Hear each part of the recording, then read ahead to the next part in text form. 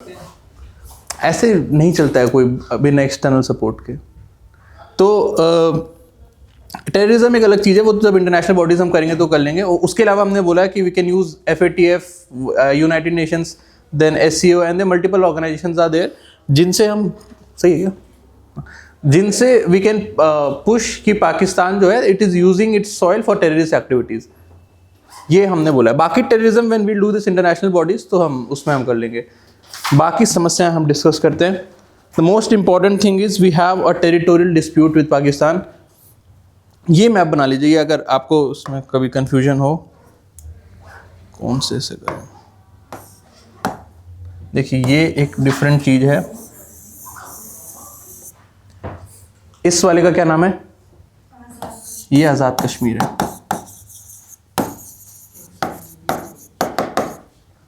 This is even outside territory,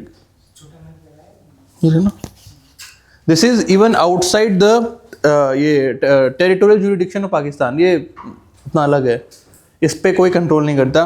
then this is what we have POK, Pakistan occupied Kashmir, इतना वाला part है। इसी में गिलगिट बल्तिस्तान और खैबर पख्तूनख्वा अलग है, हाँ। और ये कौन सा मुजफ्फराबाद, ये सब जो है ये इसके अंदर आता है। एंड यहाँ पे ये जो है दिस इज साक्शगाम वैली।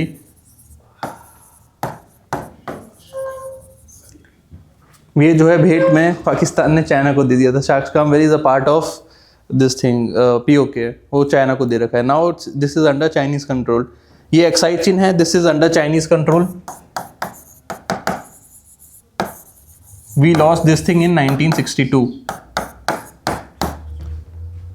एंड उसके अलावा क्या है जानने का, जस्ट यहाँ पे इसको LAC बोलते हैं। LAC is this one, the border between Ladakh and Aksai Chin, और LOC is the border between this thing Jammu Kashmir part and this thing Pakistan occupied Kashmir.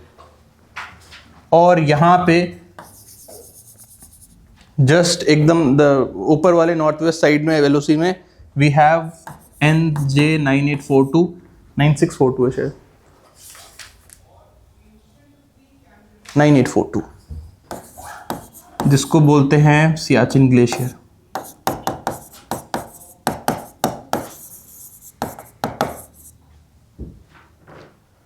ये जो व्हाइट वाला है this is under Indian occupancy, बाकी सब चला गया।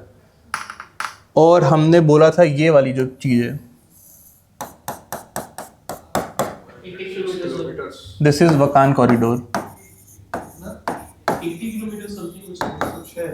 80-100 किलोमीटर के करीब है ये। Because of this Wakhan corridor there is not a direct border between Pakistan and China. बीच में अफगानिस्तान आ गया। अब तो खैर वो POK में बैठे हैं, तब तो है ही उनका बॉर्डर। अफगानिस्तान का है वकान कॉरिडोर। ये है पूरा मैप।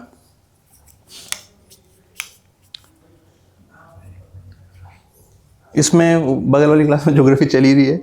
ये वाला जो है नीचे वाला जो रेंज है इसका क्या नाम है? 3 पहाड़ी रेंज निकलते हैं इसमें से।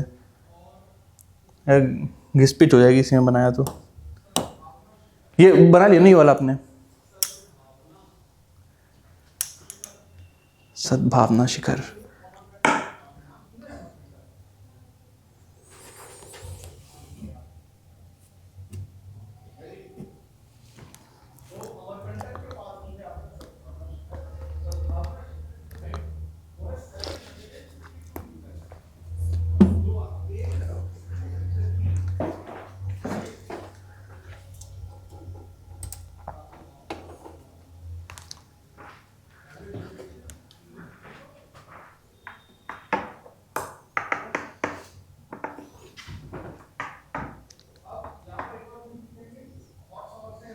इस बॉर्डर को बोलते हैं LOC, इस बॉर्डर को बोलते हैं LAC। और जो IB इंटरनेशनल बॉर्डर है वो बस इतना सा हमारा।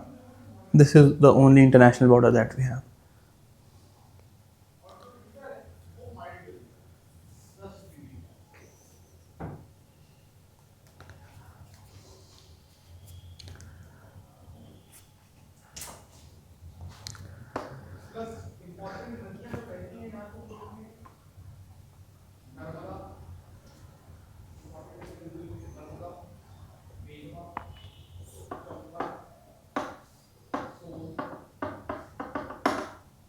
तो गया है घूमने कश्मीर वश्मीर? पहले तो गोलियां चलती थी तो बुलेट प्रूफ जैकेट पहन के जाना पड़ता था। अभी भी चलती नहीं नहीं, अब सेफ है। टूरिस्ट हमला कर देते हैं अभी भी। अब तो बहुत बहुत रेयर इंसिडेंसेस हैं। पहले होता था, अगर बुलेट प्रूफ जैकेट के बिना क्या घूमोगे वहाँ। आई बीन टू कश्मीर, बहुत मस्त जगह है। अब नहीं होता कुछ, अब तो फौज भी कमी दिखती है वहाँ। ऑपरेशंस बहुत हो रहे हैं ना सर आरआर की तरफ से वहाँ पे। वो तो चलता ही रहता है। वो उसी की वजह से कंट्रोल में आया।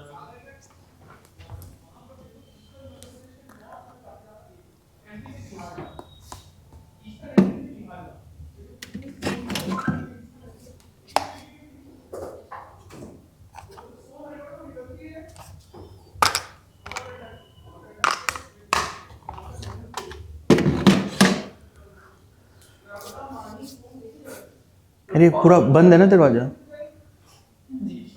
नर्मदा बह रही है यार यहाँ भी।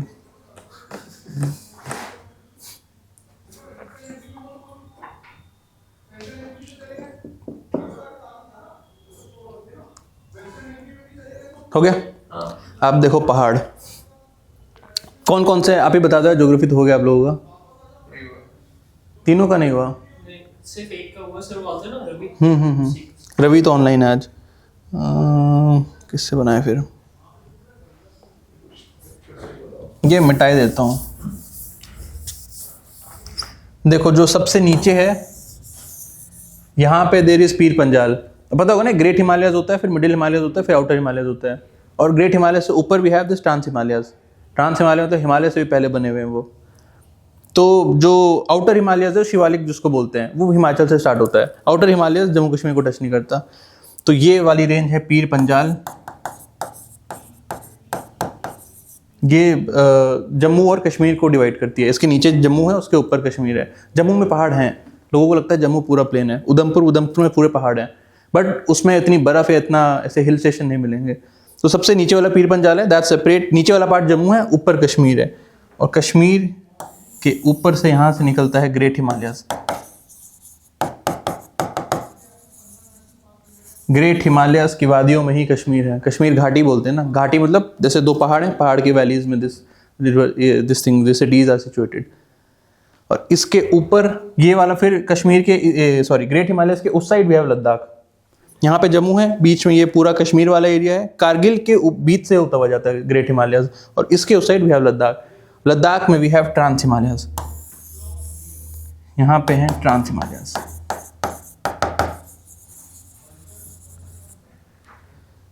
And now the game become extremely important because Great और Trans Himalayas की हाइट्स आर एक्सट्रीमली हाई। तो उसमें देर आर स्पेसिफिक एरियाज जहाँ से आप इसको पार कर सकते हो। हिमालय के बीच से आप ना सड़कें बना सकते हो ना मूव कर सकते हो। स्पेसिफिक वैलीज में गैप होगा, उसको पासिस बोलते हैं। उसी में से आपकी कनेक्टिविटी होती है। अब आर्मीज का सबका ये होता है कि पासिस आर स्ट्रेटेजिकली इंपॉर्टेंट। अगर ऊपर से कोई मारने आएगा पीओके से, तो आएगा तो पास से। If you are having strategic locations above the passes, आप पास के ऊपर बैठे हो कहीं टॉप एरियाज में, बस फिर आप वहाँ पे डोमिनेट करोगे। सामने वाला फिर पास क्रॉस ही नहीं कर सकता, आप बम्बार्ड करके उसको पूरा एरिया कैप्चर कर सकते हो। तो जम्मू कश्मीर में फिर पूरा गेम ही फिर वही है कि आप पासिस को कितने अच्छे तरीके से डोमिनेट कर सकते हैं। इन ट्रांस हिमालयाज में यहाँ पे आता है, वो आपने सुना होगा, काराकोरम एंड जंस्कार। ये दोनों रेंजेस हैं ट्रांस हिमालयाज की। ये लद्दाख में है। जंस्कार नदी आपने सुनी होगी, it's a very very famous river. नहीं सुनी? कोई घूम लद्दाख भी नहीं गया आप लोग?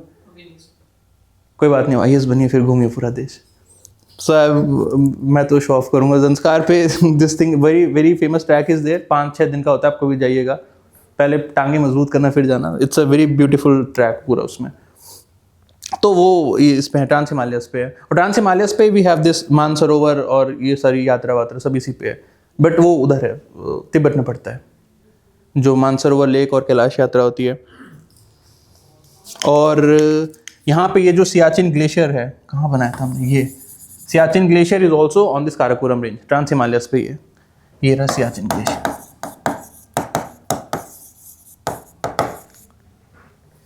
ये पूरा लद्दाख वाला पार्ट है। ये जम्मू है, ये कश्मीर है, ये लद्दाख है। लद्दाख में ले भी वही, मतलब लद्दाख के लिए 2 डिस्ट्रिक्ट हैं, दोनों सेम ही है। जब आप ज्योग्राफी पढ़ोगे तो you will study specific passes हैं, जहाँ से हम, जो आपने सुने होंगे, जोरजिला पास, बनिहाल पास, ये सब यहाँ जम्मू से आप कश्मीर जाओगे, कश्मीर से लद्दाख जाओगे, फिर लद्दाख से आप नीचे आओगे, नीचे दे एरियाज हिमाचल प्रदेश, काराकोरम रेंज, और काराकोरम कौन सा है वो, खारदुंगला पास, खारदुंगला पास से यू कम फ्रॉम ये Ladakh to Himachal Pradesh. Karakoram is very famous because Indian army is heavily deployed in Karakoram. पूरे काराकोरम में इंडियन आर्मी डिप्लॉयड हो रखी है। बस बाकी तो फिर ज्योग्राफी में आप पढ़ोगे इससे ज़्यादा तो क्या डिस्कस करें। रीजन हमने बोले दिस इज जम्मू, ये वाला कश्मीर है, एंड दिस इज लद्दाख। वैसे तो पूरा ही लद्दाख था बट वो वाला चला गया। वो लेक का डिस्प्यूट भी चल रहा है। लेट यहाँ पर है, Pangong Tso lake is over here.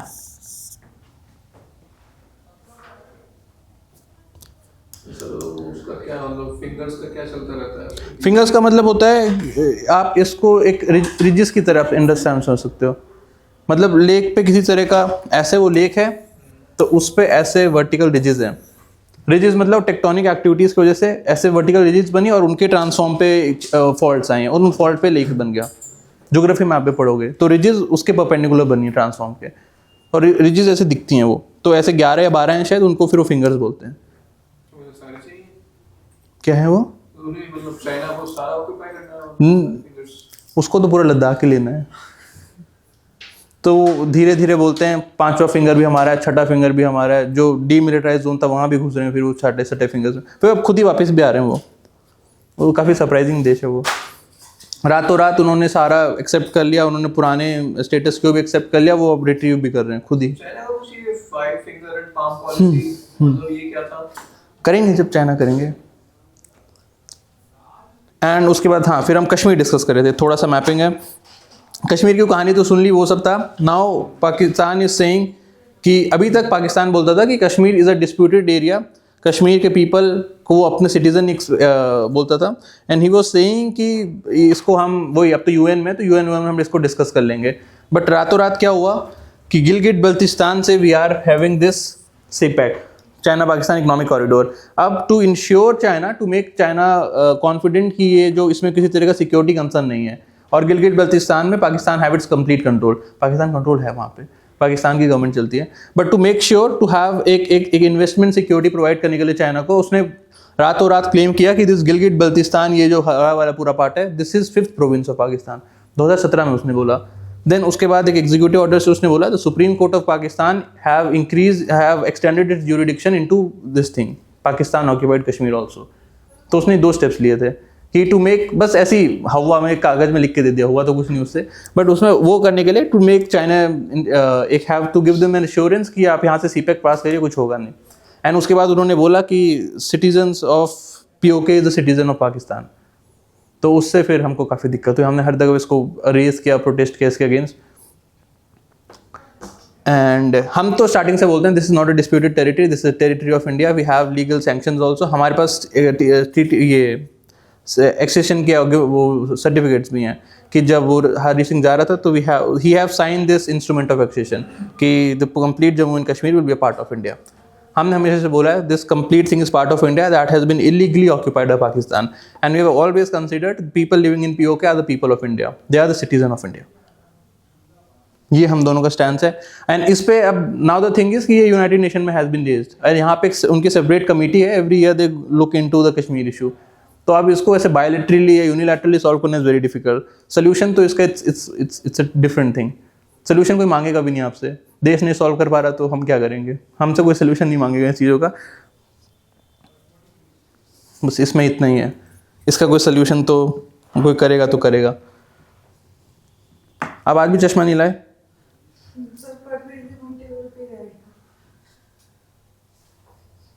So right down Kashmir पे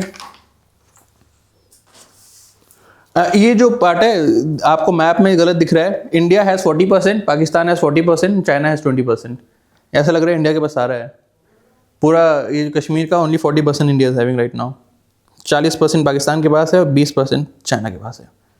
ये भी चाइना के पास है, शाक्शकाम वैली, स्काई Chin and Shaksgam valley.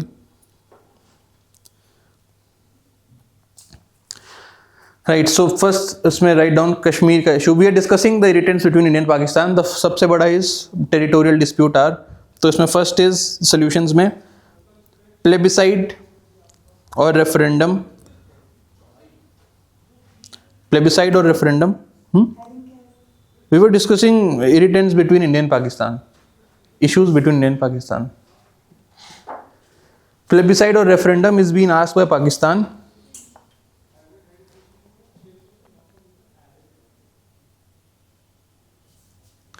but we never support any kind of plebiscite.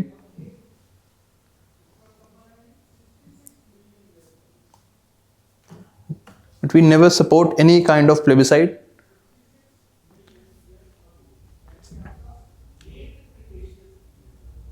Because obviously वहाँ पे उन्होंने जो है लीगली जितनी भी अपने वो ट्राइबल तो कोई नहीं थे, उनके आर्मी के पीपल थे, उन्होंने सारे वहाँ पे सेटल करा दिए हैं, तो वो कंप्लीट उसका डेमोग्राफी चेंज करके बैठे हैं। एंड उसके बाद हमने मतलब क्या ही बार बार बोले, उसमें वो फोर्सफुल रेप करते थे, उन्होंने पूरी डेमोग्राफी चेंज कर दी। वहाँ पे मल्टीपल पीपल ओवर देयर जो डिसेंट है ही नहीं, वहाँ के लोकल डिसेंट से नहीं है, वो पहाड़ी कश्मीर नहीं है वहाँ पे, वो अब वहाँ से कोई खाईपुर से ले आया, कहीं पंजाब से ले आया, वो कहीं सिंध से ले आया, वो सेटल करने के लिए, अब फिर प्लेबिसाइड का कोई सेंस नहीं है। So India have never supported the idea of plebiscite because POK has been under prolong occupancy of Pakistan,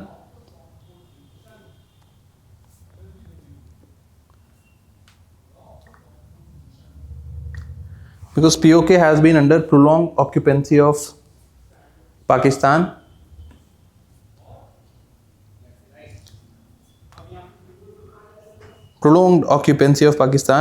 and its demography have been changed over the period of time.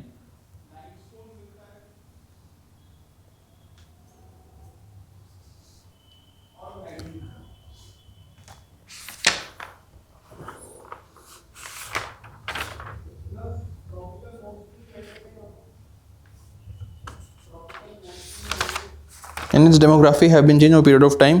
The second point is में Pakistan suggests third party mediation in this issue. Pakistan suggests third party mediation in the issue.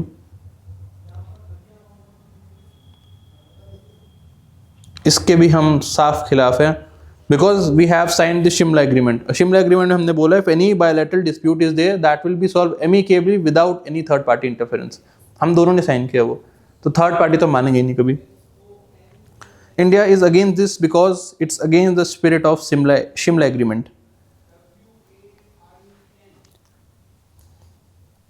Because it's against the spirit of Shimla agreement.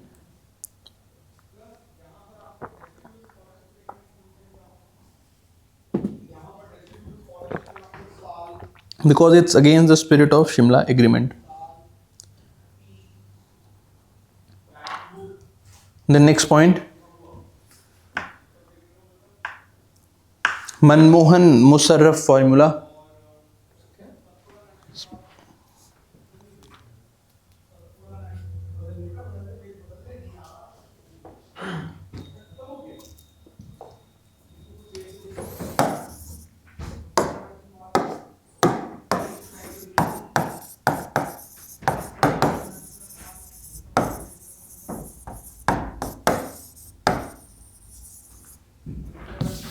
Manmohan Musharraf formula, ये 2006 में आया था, तो उसमें कुछ तब भी थोड़ा ज़्यादा आइडियलिज्म था, तो व्हाट वी हैव एक्सेप्टेड, तो क्या व्हाट वी हैव प्रपोज्ड कि we can have demilitarisation in the complete area, सारी मिलिट्री हटा देंगे, and this LOC will be a soft border and the complete POK will be co administered by both India and Pakistan.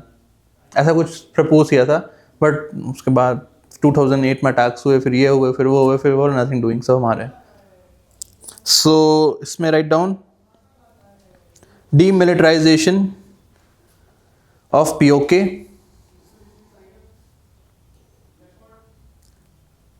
demilitarization of POK, making LOC a soft border,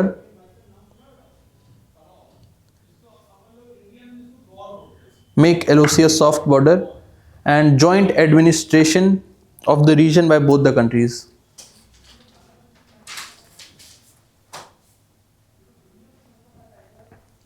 And joint administration of the region by both the countries.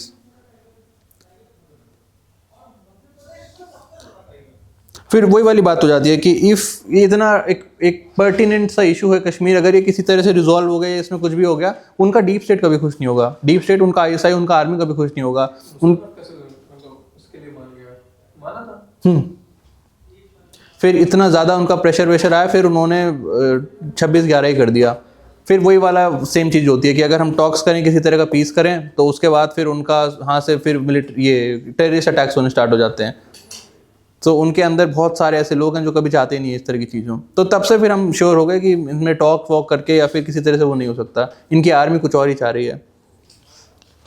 सो इस एक line में लिख देते हैं, but following Mumbai attacks 2008 we refused working on this process.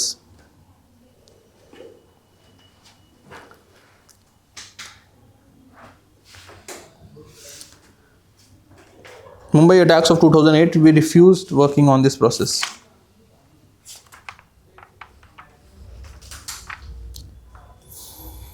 फिर अटल जी कवि हैं, उन्होंने कविताएं लिखी थी इस पे कि क्या इंसानियत के दायरे में रहते हुए कश्मीरियत, इंसानियत और जमहूरियत को एक साथ पनपने देंगे।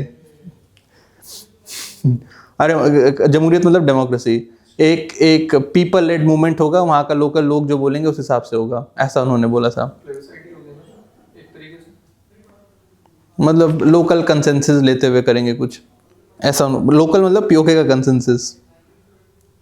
सो एक लाइन में लिख लेते हैं इसमें, Atal Bihari Vajpayee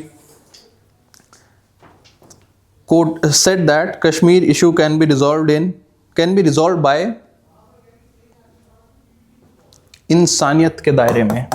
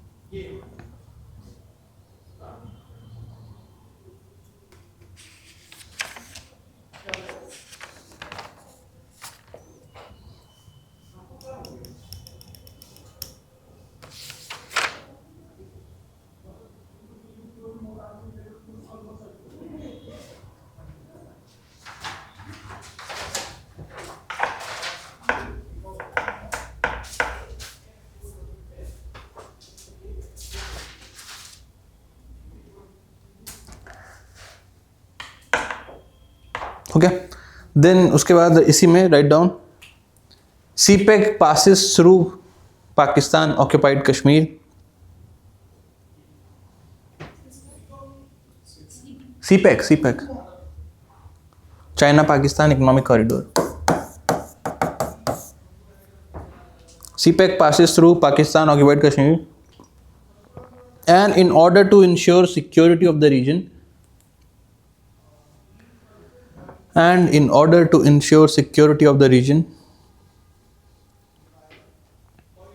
in 2018,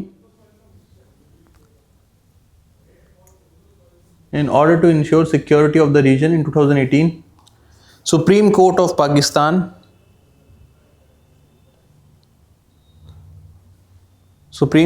Pakistan have brought Gilgit-Baltistan within its jurisdiction. Gilgit-Baltistan.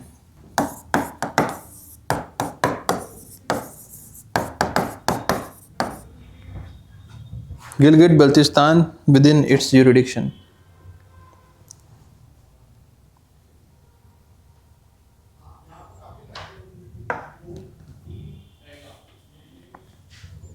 Then second point, in 2018,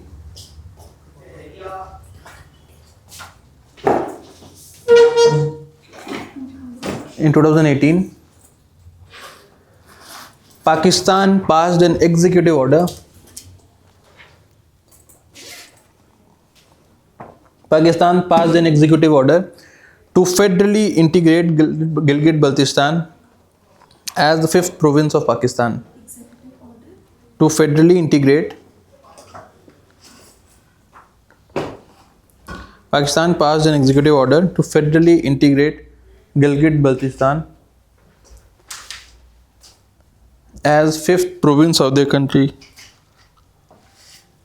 As fifth province of their country.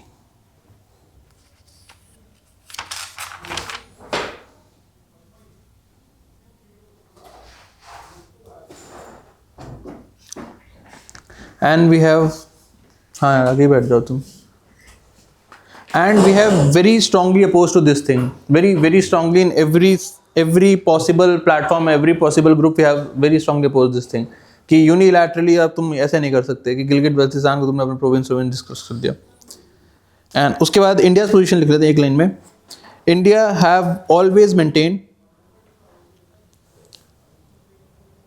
India has always maintain Gilgit Baltistan and complete POK. India has always maintained the Gilgit Baltistan and complete POK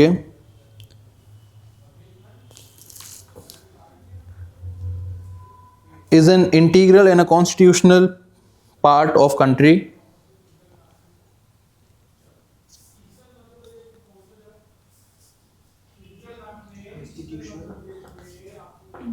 Integral and constitutional part of the country, and its residents are Indian citizens.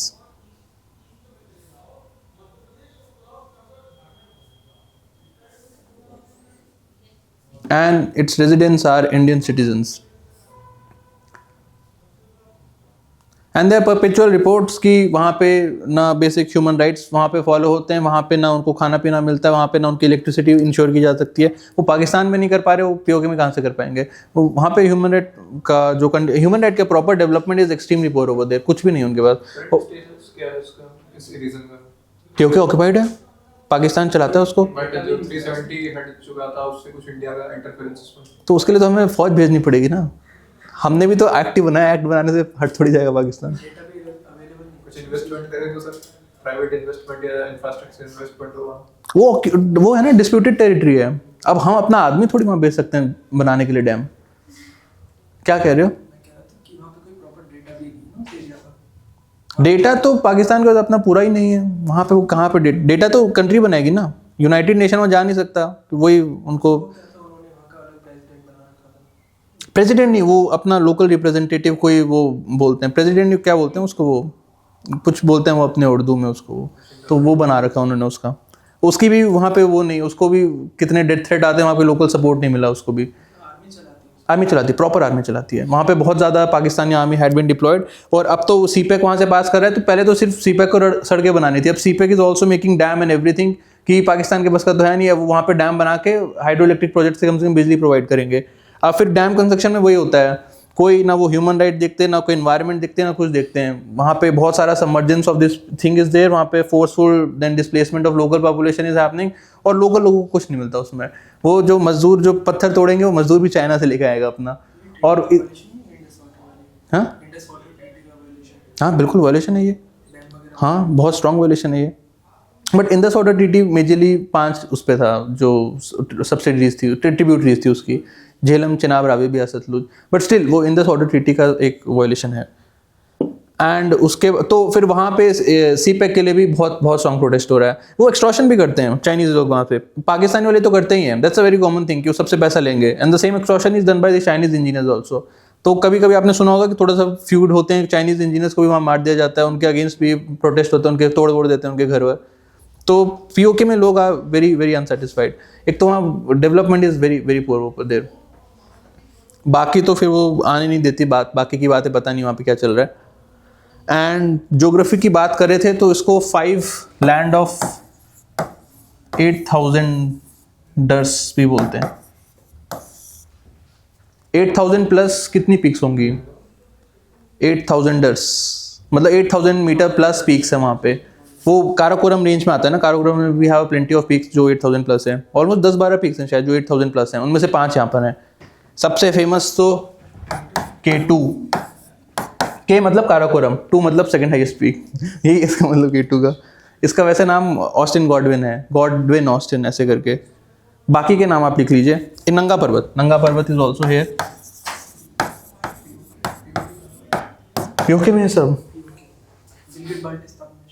हाँ गिलगिट बल्तिस्तान वो लिखा है ना ऊपर।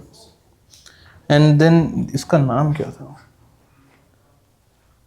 God shit,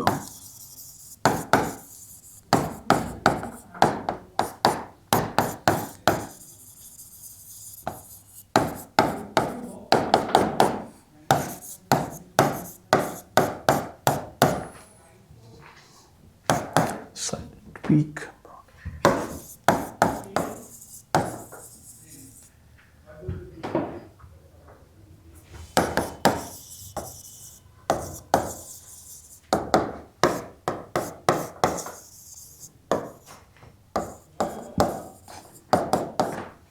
K4 K5 मतलब काराकोरम की 4th और 5th highest peak. Gasherbrum 1 and 2, Rakaposhi ये बहुत बहुत फेमस पीक है ये, this is also in POK। ये 8000 वाले उसमें नहीं आता, इसलिए अलग से लिखा है।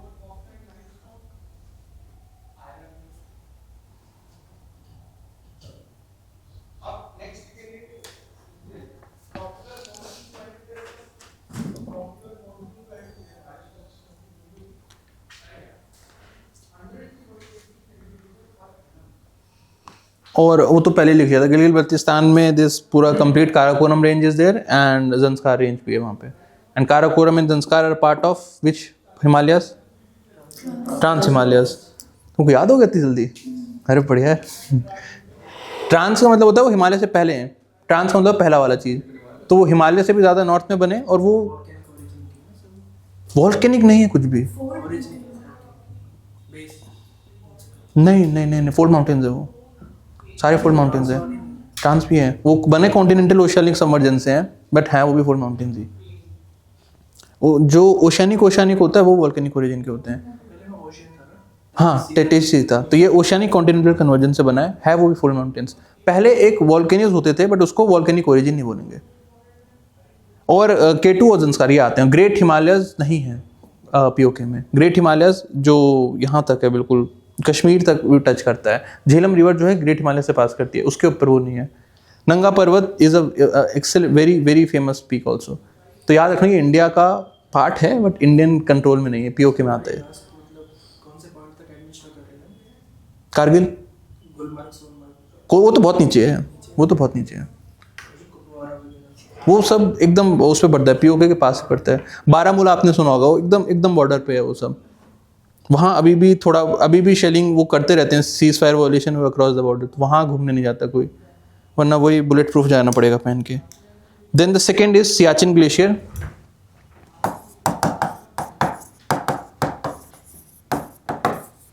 ये भी काराकोरम का ही पार्ट है।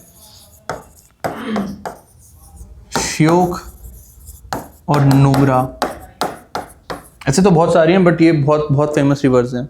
These are the tributaries of Indus River। ये जो हैं सियाचिन ग्लेशियर से निकलती हैं।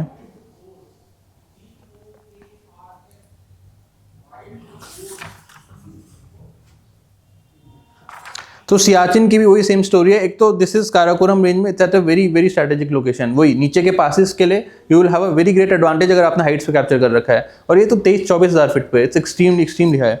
आप ऊपर से ये जो हिल टोपोग्राफी में लड़ाई का यही होता है, आप जितनी ज़्यादा हाइट्स कैप्चर करोगे पासिस के ऊपर, जब जितने बैठे रहोगे सामने वाला पास क्रॉस ही नहीं कर सकता फिर। तो same is the Siachen glacier. To have complete dominance in this northern part of Karakoram, Siachen glacier is very important. तो हुआ क्या कि 1971 में हमने LOC एक्सेप्ट कर ली शिमला एग्रीमेंट में, 72 में शिमला एग्रीमेंट में। तो उसमें एकदम नदर्न पार्ट में ऊपर जाके ये सियाचिन ग्लेशियर है, तो उस पर कन्फ्यूजन हो गई। सियाचिन ग्लेशियर को हमने इंटरप्रेट किया कि Siachen glacier is a part of India, उन्होंने इंटरप्रेट किया that's a part of Pakistan. उसमें क्लियरली उन्होंने सियाचिन ग्लेशियर क्लियरली डिफाइन नहीं हुआ था LOC में, और फिर पाकिस्तान रातों रात जाकर उन्होंने सियाचिन ग्लेशियर कैप्चर कर लिया। आउट ऑफ ब्लू जाके उसको उन्होंने मिलिटराइज कर दिया। फिर हमने 1986 में विहार ऑपरेशन मेघदूत हमने उसको फिर रिकैप्चर किया। फिर उसके बाद पाकिस्तान कह रहा है इसको डीमिलिटराइज कर देते हैं हम। अगले साल से वो उसको हर साल बोल रहा है। हमने बहुत सिंपल से बोल रखा है पहले LOC में we have to accept this कि ये Siachen glacier is a part of India. We have to have this कि अंडरस्टैंडिंग होनी चाहिए, कागज़ में हम लिख के रखेंगे। वो साइन नहीं कर रहा। तो पहले तो कि इंटरनेशनल बायलैटरल अंडरस्टैंडिंग होनी चाहिए कि Siachen glacier is following in the part of India. उसके बाद हम डीमिलिटराइज करेंगे। एंड UN में भी इसका एक स्पेसिफिक कन्वेंशन इज देयर और उसमें भी उन्हें बोल रहे हैं इसको डीमिलिटराइज करो। अब छोड़ेंगे तो है नहीं, वापस वो आ जाएंगे, अगले साल ही आ जाने उन्हें। तो बस इतना इशू है इसमें। और अभी तक सियाचिन ग्लेशियर 12 महीने तक इसमें Indian military is over there. It's an extremely tough terrain. तो हमें भी चाहिए, हम भी वेरी वेरी डेस्परेटली वांट कि इसको आप एक लीगली इसमें सैंक्शन हो जाए तो हम भी मिलिट्री वहाँ से हटाए। It's a very tough thing वहाँ पे लोगों को भेजना। You will be surprise to know जितने पीपल ऐसे कश्मीर में इससे मर रहे हैं, बुलेट से मर रहे हैं, equivalent amount of people are dying on Siachen glacier. वहाँ पे लोगों के ब्रेन फ्रीज हो जाते हैं। वहाँ पे ये पीछे का C2 C5 लोगों का वो हो जाता है, सीज हो जाता है। लोगों की वो जम जाती हैं ऊपर की, ये जो सेंट्रल नर्वस सिस्टम का पीछे वाला बाटा वो जम जाता है, तो पैरालाइज हो जाते हैं। तो मतलब चल रहे हैं वो चलना बंद हो गए, लॉक हो गई बॉडी, तो वो नीचे गिर जाते हैं। बहुत कैजुअलिटी होती है सियाचिन ग्लेशियर में। बस वहाँ पे पोस्ट करने में लोग मर जाने। It's a very very tough terrain और खर्चा बहुत होता है। उसके लिए we have to have very specific equipments. फिर टॉर्च वॉर्च सब कुछ इतना चाहिए कि जो उतनी ठंडे में बच सके। -40 डिग्री पे कुछ नहीं बचता है, इंसान ही नहीं बचता वहाँ पे। तो इट्स एक हमारे मिलिट्री पोस्ट करना भी इसमें casualty is also there and economically भी इट्स वेरी वेरी डिफिकल्ट, बहुत खर्चा होता है। तो वी वेरी डेस्परेटली वांट कि हम इसको डीमिलिटराइज करें फटाफट। तो it's in core interest of India कि ये फटाफट हम इसको डीमिलिटराइज कर पाएँ। इतने हाइट पे तो कोई नहीं बैठता, कोई मिलिट्री इज नॉट देयर इतने हाइट पे जो है। एंड उसके अलावा इस पे we have propose this thing कि सबसे पहले तो इसमें we to have legal sanction कि this is a part of India. And second thing हम इसको हमने वो भी एक्सेप्ट कर लिया कि इसको bilaterally this is third peak का जो सबसे, इसको पूरा वो बोलते हैं हम, थर्ड पोल ही बोलते हैं इस हिंदू कुश वाले एरिया को। दोनों पोल्स के अलावा सबसे ज़्यादा जो ग्लेशियर कंटेंट और सबसे ज़्यादा जो फ्रेश वाटर है वो यहीं पे मिलता है। तो हमने बोला बायोलेटरली इफ वी वांट तो हम यहाँ पे क्लाइमेट चेंज और ये सब हम स्टडी कर सकते हैं। And this is an excellent place to study this thing, Siachen glacier और पूरा Karakoram range. But national geography वाले आते नहीं है, बहुत ज़्यादा फरी है वहाँ पर, उनको डर बहुत लगता है। सो वी वांट कि हम इसको bilaterally if you can have climate studies over air तो हम उसके लिए भी अलाउ कर रहे हैं। बट सबसे पहले एक इसका लीगल सैंक्शन होना चाहिए। एंड इंडिया, पाकिस्तान से ज़्यादा इंडिया चाह रहा है कि इसका फटाफट हम डीमिलिटराइज कर पाएँ। कुछ हाँ लेट हो गए, हमने वो पूरा मैप बनाया था। शाक्षकाम वैली पाकिस्तान की थी, वो चाइना को दे दी। हाँ, so right down Siachen glacier. NJ9842 जो लिखा था वो उसके लैटिट्यूड और लॉन्गिट्यूड है। So Shimla agreement demarcated the LOC up till the point NJ9842.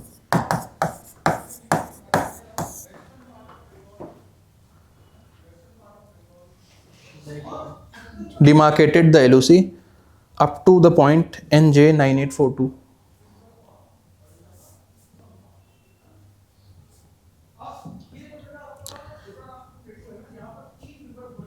There is different interpretation.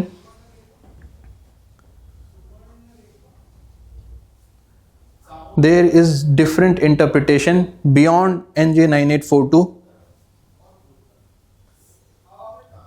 There is different interpretation beyond NJ9842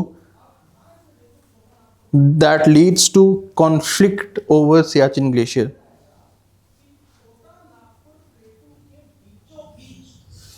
Leads to पता नहीं क्या बोला था। That leads to conflict over Siachen Glacier in both the countries.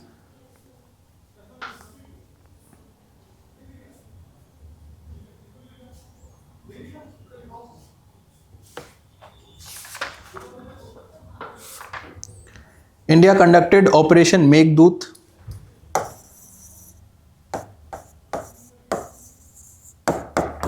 Meghdoot 1986. India conducted Operation Meghdoot in 1986 to occupy a strategic position in Siachen Glacier.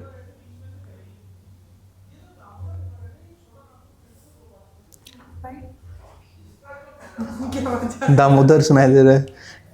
To Operation Meghdoot 1986 to occupy strategic positions in Siachen Glacier.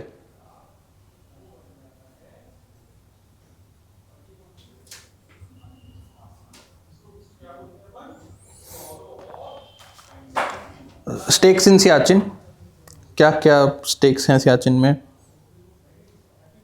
एक तो हाँ, इसकी ecology extremely, वो तो it's accepted even before saying पूरा Himalaya is very very ecologically fragile, it's extremely fragile. वो तो हम उस पर सबसे बड़े पोल पे मतलब पोल्स के अलावा सबसे बड़े हम उस पर बैठे हैं और सबसे बड़ा ग्लेशियर है, फ्रेश वाटर है वहाँ पे। जितना ज़्यादा फुटप्रिंट, कार्बन फुटप्रिंट और ये ह्यूमन प्रेजेंस होगा तो ecological destruction will be there. तो वो भी एक ecological concern is also there. यहाँ पे मिनिमम ह्यूमन इंटरफेरेंस रहे, उसको that is been understood by both Indian Pakistan को तो क्या समझ आता है सब, but this is been understood by India कि जितना कम फुटप्रिंट होगा, जितना कम ह्यूमन प्रेजेंस होगा, that will be good for human complete Himalayan ecology also. Himalayan ecology पूरी बहुत बहुत ज़्यादा फ्रेजाइल है। उस पर जिस तरीके से हमारा टूरिज्म कंस्ट्रक्शन हो रहा है फ्यूचर में, क्या अभी हम देख ही रहे हैं जिस तरीके से द कंप्लीट, एक तो इनका फ्लड प्लेन चेंज हो रहे हैं, वाटर कोर्सेज चेंज हो रहे हैं, पूरी बायोडाइवर्सिटी खराब हो रही है। एंड काराकोरम तो it's very very fragile hotspot areas. ऐसे होने को तो पूरा Himalaya is biodiversity hotspot, but वो उसमें होता है कि ये इंटरनेशनल बॉडीज होती हैं, ये इकोलॉजिकल कंसर्न करके वो बॉडी है दैट रिकॉग्नाइज करती है, तो वो उनके अपनी पॉलिटिक्स होती है, तो वो हिमालय को रिकॉग्नाइज नहीं करते, उनका अपना हिसाब किताब है। वरना तो हिमालय की biodiversity is way way more then eastern Himalayas, Himalaya पे तो बहुत ज़्यादा है। हाँ, तो स्टेक्स इन सियाचिन, सबसे पहले स्टेक्स तो it's strategically extremely important to have military dominance. It's strategically extremely important to have military dominance.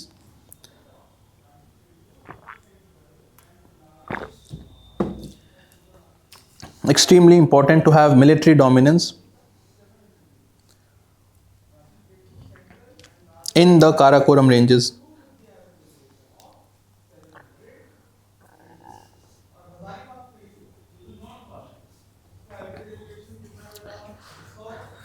Soldier casualties are there due to extreme weather conditions.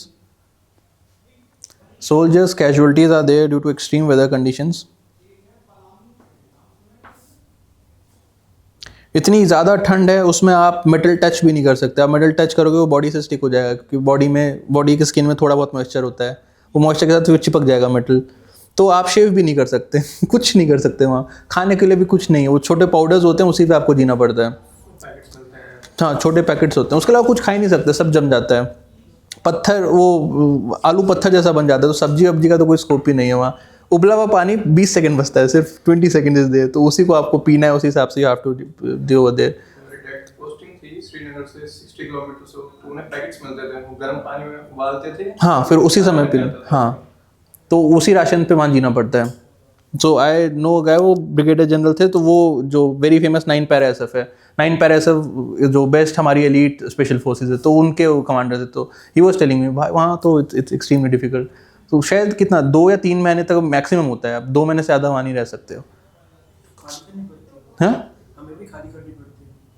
नहीं, एक इंसान को वहाँ 2 महीने भेजते हैं, मतलब 2 महीने से ज़्यादा कोई जी नहीं सकता वहाँ। हाँ, वापस आना पड़ता है फिर। बटालियन नहीं, एक सिंगल इंडिविजुअल। वैसे तो 3 ही बटालियन वहाँ पे पोस्टेड है, एक SF है और 2 और है, मेरे को ध्यान नहीं। तो उसमें भी कह रहे थे कि 2 महीने में भी उसके हेयर लॉस होने लगते हैं, उसमें मेमोरी लॉस भी होती है, उसमें किडनी विडनी में भी फर्क पड़ता है, और 2 महीने भी आप रहोगे तो वेरी सिग्निफिकेंट आपको उसमें बॉडी हेल्थ इश्यूज आते हैं। फिर भी लोग बड़े मस्त हैं, उसमें वॉलंटरी करना होता है, तो उसमें वेटिंग है 2 साल की। मतलब people of Indian army are crazy like anything. मतलब उसको कोई बोलेगा नहीं आपको सियाचिन चाहिए, तो आपको वॉलंटरी उसके लिए अप्लाई करना है, और इतने लोग अप्लाई कर रहे हैं कि 2 साल की वेटिंग है उसमें। आज आप अप्लाई करोगे, 2 साल बाद आपको हो सकता है अपॉर्चुनिटी मिली सियाचिन जाने की। लोग मस्त हैं हमारे देश में। तो दिस इज, हम लिख क्या रहे थे? हाँ, extreme weather conditions.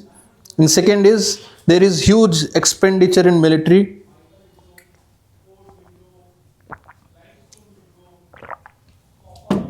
Huge expenditure in military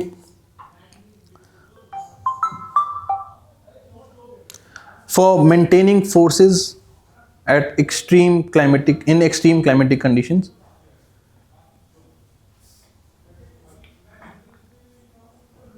Maintaining forces In extreme climatic conditions.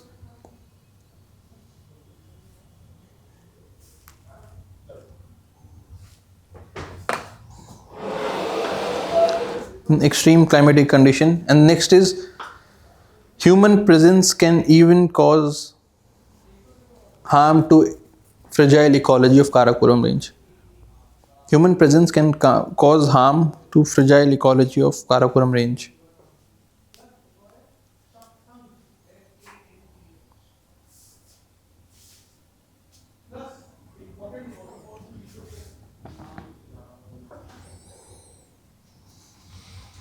Then क्या कुछ मिस हो गया क्या?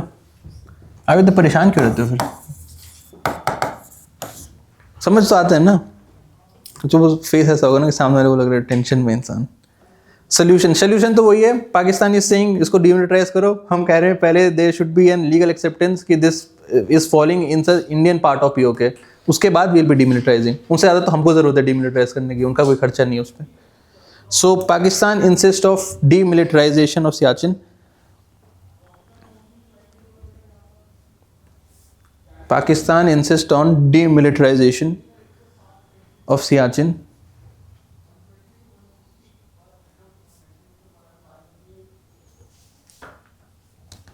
Demilitarization of Siachen. India have accepted demilitarization.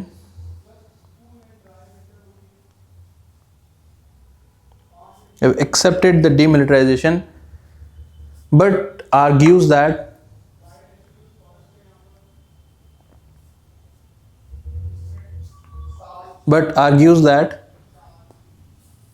there must be demarcation of boundary.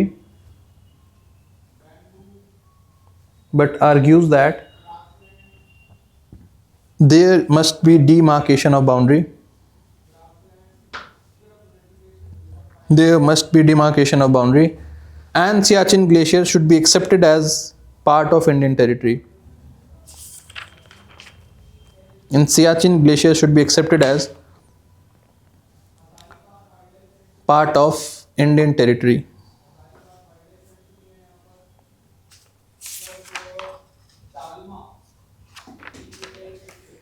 Should be accepted as a part of Indian territory. Then view of Manmohan Singh. Manmohan Singh ji ने क्या view दिया इस पे?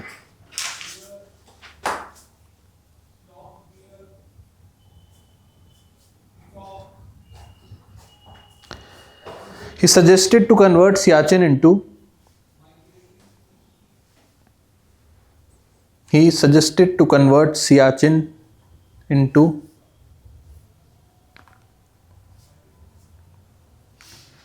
Mountain of Peace.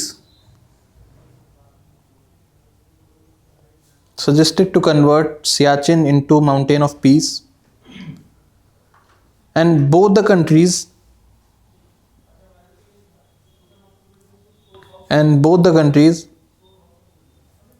can conduct scientific research in the glaciers.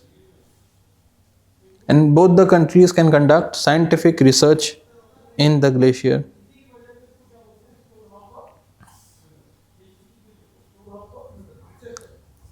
Both the countries can conduct scientific research in the glacier. इसमें interesting ये है, geography चल रहा है तो ज्योग्राफी की बात करते हैं थोड़ी। एक काराकोरम एनोमली आपने सुना होगा, सुना करो यार। आर्टिक एम्प्लीफिकेशन सुना होगा।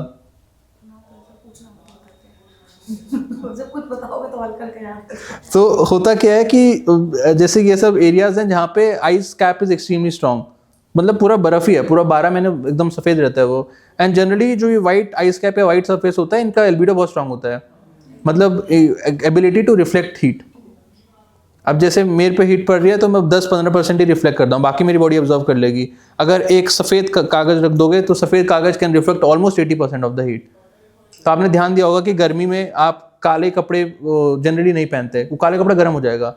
गर्मियों में वो बोला जाता है कि थोड़ा ठंडा वो लाइट कलर्स पहनने चाहिए, और जो ठंडियों में विंटर्स क्लोथ होते हैं जनरली डार्क कलर की हुडीज़ होती हैं। सफ़ेद कलर की हुडी होती तो है बट कम होती हैं। बहुत ज़्यादा है, 1-2% से ज़्यादा है। अब पिघल रहा है ना आइस, इसलिए कम होता जा रहा है, 1-2% से ज़्यादा है। सो जो आइस होती है, आइस का एल्बिडो बहुत ज़्यादा होता है, बहुत ज़्यादा क्या 90-95% है, मतलब 90% ऑफ द हीट जो आएगी वो रिफ्लेक्ट कर देगा। इसलिए भी एक रीज़न है कि आइस कैप जो थोड़े ठंडे रहते हैं, क्योंकि वो हीट एब्जॉर्व ही नहीं करते। अब हो क्या रहा है कि generally global warming is happening, temperatures increase हो रहे हैं तो बर्फ़ पिघल रही है। अब बर्फ़ पिघलने की वजह से आर्टिक का जो एल्बिडो है वो और कम होता जा रहा है, और कम होने की वजह से वो रिफ्लेक्शन की कैपेसिटी कम हो रही है, तो उस एरिया का हीट और बढ़ रही है। हीट बढ़ने से फिर और बर्फ़ पिघल रही है, फिर और बर्फ़ पिघलने से एल्बिडो और कम हो रहा है। तो एक ही फीडबैक लूप हो गया कि आइस मेल्टिंग हो रही है, आइस मेल्टिंग की वजह से एल्बिडो जो है एरिया का वो कम हो रहा है, तो इससे टेम्परेचर ऑफ द रीजन बढ़ रहा है, फिर इससे आइस मेल्टिंग हो रही है। ये पॉजिटिव फीडबैक मैकेनिज्म हो गया। So generally what we are observing, जो भी एरियाज है जहाँ पे बर्फ बहुत ज़्यादा है, वहाँ पे this because of this feedback mechanism यहाँ पे क्लाइमेट का जो मतलब टेम्परेचर राइज जो है, this is almost 3 to 4 times of the global average. Arctic में जो टेम्परेचर राइज हो रहा है, this is almost 4.2 times of the global average. हमने अभी 1.1 तक पहुँचाया है प्री इंडस्ट्रियल एरिया, तो उनका 4.5 डिग्री से ज़्यादा हो चुका है। प्री इंडस्ट्रियल लेवल पे जहाँ आर्टिक का टेम्परेचर था, अभी वो 4.5 गुना ज़्यादा है, उससे 4.5% इंक्रीज हो गया है। 4.5 डिग्री, 4.5 डिग्री सेल्सियस इतना बढ़ चुका है। 20 थोड़ी होता है, वहाँ का है, वहाँ का तो 1-2 हो गए, माइनस में होता होगा। इसलिए आपने सुना होगा कि आर्टिक की जो ऊपर की पूरी बर्फ है, हमने यहाँ पे दिखा था ना, यहाँ पे जैसे अगर ये रशिया है, यहाँ पे भी है व्लादिवोस्तोक, यहाँ पे हमारे पास मरमस था। अभी व्लादिवोस्तोक और मरमस की पूरी बर्फ जो है 7 महीने तक पिघल चुकी है। हमने जैसे बोल रहे हैं, ये लास्ट ईस्टर्न साइड का, वेस्टर्न साइड का है, वो लास्ट ईस्टर्न साइड का पोर्ट है। और पहले आइडियल कंडीशंस में 8-9 महीने वो पूरा आर्टिक बर्फ जमा रहता था। अभी we have 5 to 6 month complete ice free Arctic, और प्रिडिक्ट कर रहे हैं 2040 तक 12 महीने तक आइस फ्री आर्टिक होगा।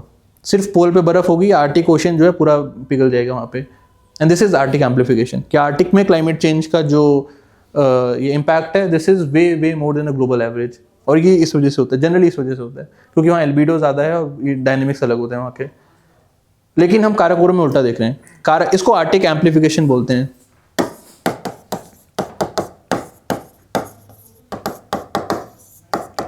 कि आर्टिक ओशंस में we are seeing 4 times more impact of climate change.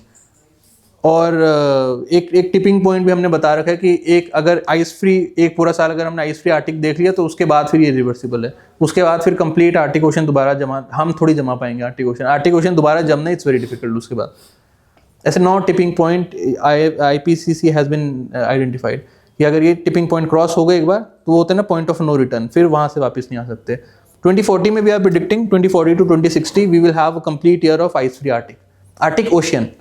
जो पोल है, पोल में तो बर्फ है, पोल में बर्फ होगी, खत्म होगी तो हम ही खत्म हो जाएंगे। आर्टिक ओशन में बर्फ नहीं होगी। उससे बेनिफिट ये होगा, आप ट्रेड कर सकते हो। You can do the trading complete 12 months। Another benefit is कि यहाँ पे we have the Siberian region. यहाँ पे Siberian region extremely rich in coal, natural gas, ये वो हर तरह का क्रूड ऑयल सब कुछ मिलता है वहाँ पे। सो वहाँ पे एक्सट्रैक्ट कर सकते हो। एंड नेगेटिव तो फिर दुनिया ही खत्म हो जाएगी उससे। एंड हम इसको आर्टिक एम्प्लीफिकेशन बोलते हैं। सेकेंड थिंग जो काराकोरम एनॉमली, वेरी सरप्राइजिंगली बाकी का जो पूरा हिंदू कुश, हिमालयन रेंज, ट्रांस हिमालय, सब कुछ, सब में सेम थिंग इज हैपनिंग कि क्लाइमेट चेंज का impact is way more than the global average, way more than this thing. Karakoram में बिल्कुल नहीं है। काराकोरम में for by this god's grace बिल्कुल भी there is no impact of climate change over there. सिर्फ काराकोरम में, उसके ऊपर ज़ंस्कार है, वहाँ हो रखा है, नीचे ग्रेट हिमालय वो पूरा पिघल रहे हैं, काराकोरम नहीं पिघला। तो दिस इज एन एनॉमली। और ऐसा क्यों है, ये we have to study this thing. उसकी स्टडी हो नहीं पा रही क्योंकि पूरा मिलिटराइज है काराकोरम, हर तरफ से वहाँ पे सिर्फ बंदूकें चलती हैं।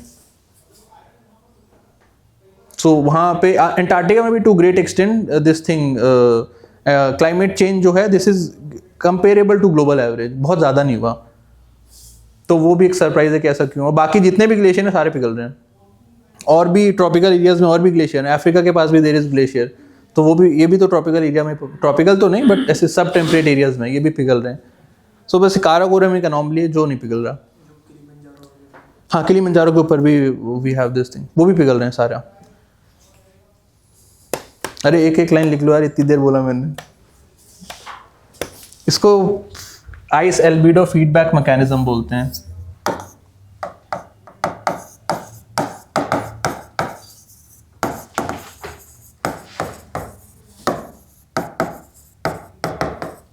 पॉजिटिव लूप है, वो चलता ही जाएगा खुद ही।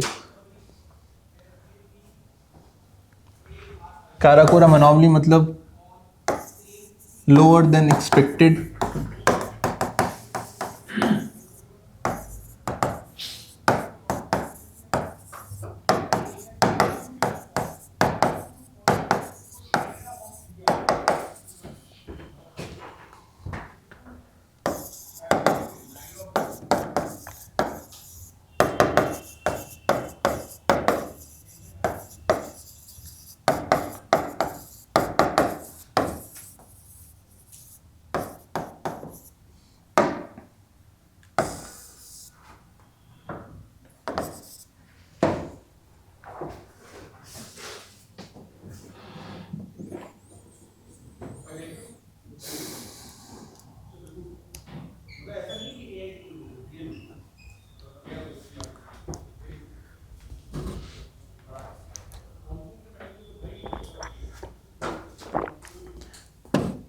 अब इसमें फिजिकली टू ये पूरा examine this thing is difficult, तो हम सैटेलाइट बेस्ड कर रहे हैं। हम इसरो की नासा के साथ वी हैव 2 डिफरेंट सैटेलाइट्स, वो स्पेसिफिकली हमने बनाया हिमालयन इकोसिस्टम को स्टडी करने के लिए। निसार आपने सुना होगा, Nisar is primarily for this thing. Nisar launch नहीं हुआ है मोस्ट प्रोबेबली, अभी नहीं हुआ, वो 2018 में करना था। हर साल बोलते हैं इस साल करेंगे। 2000 चेक कर लेता हूँ हाँ कि नहीं हुआ।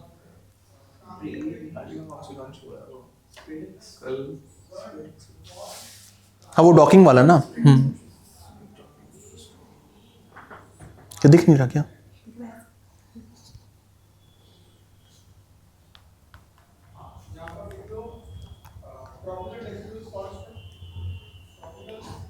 अभी नहीं लॉन्च हुआ नहीं सर। नहीं इससे बहुत महंगी महंगी भी हैं। ऐसे तो जेम्स वेब तो बहुत महंगा है यार। वो भी नहीं हो, अच्छा फिर बाकी तो वो वाली हैं, जैसे जो हबल भी थी वो तो स्पेस ऑब्जर्वेटरी है वो तो।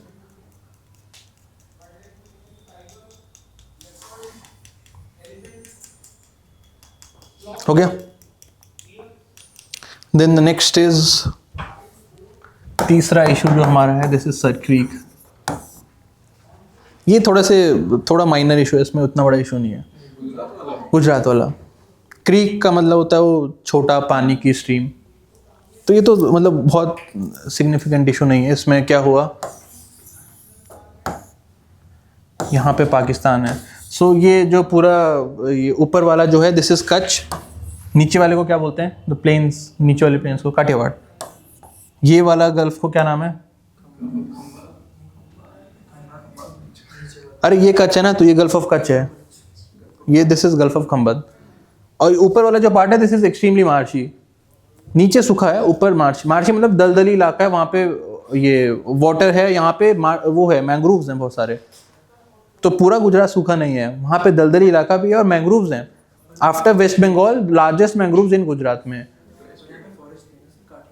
काठियावाड़ में फॉरेस्ट हैं थोड़े बहुत, अरे पूरा सतपुरा का पार्ट पड़ता है वहाँ पे, गिर विर कभी गिर उधर ही है पूरा। सो हुआ क्या, इस मार्शी एरिया में देर एक पतला सा क्रीक था दोनों के बीच में।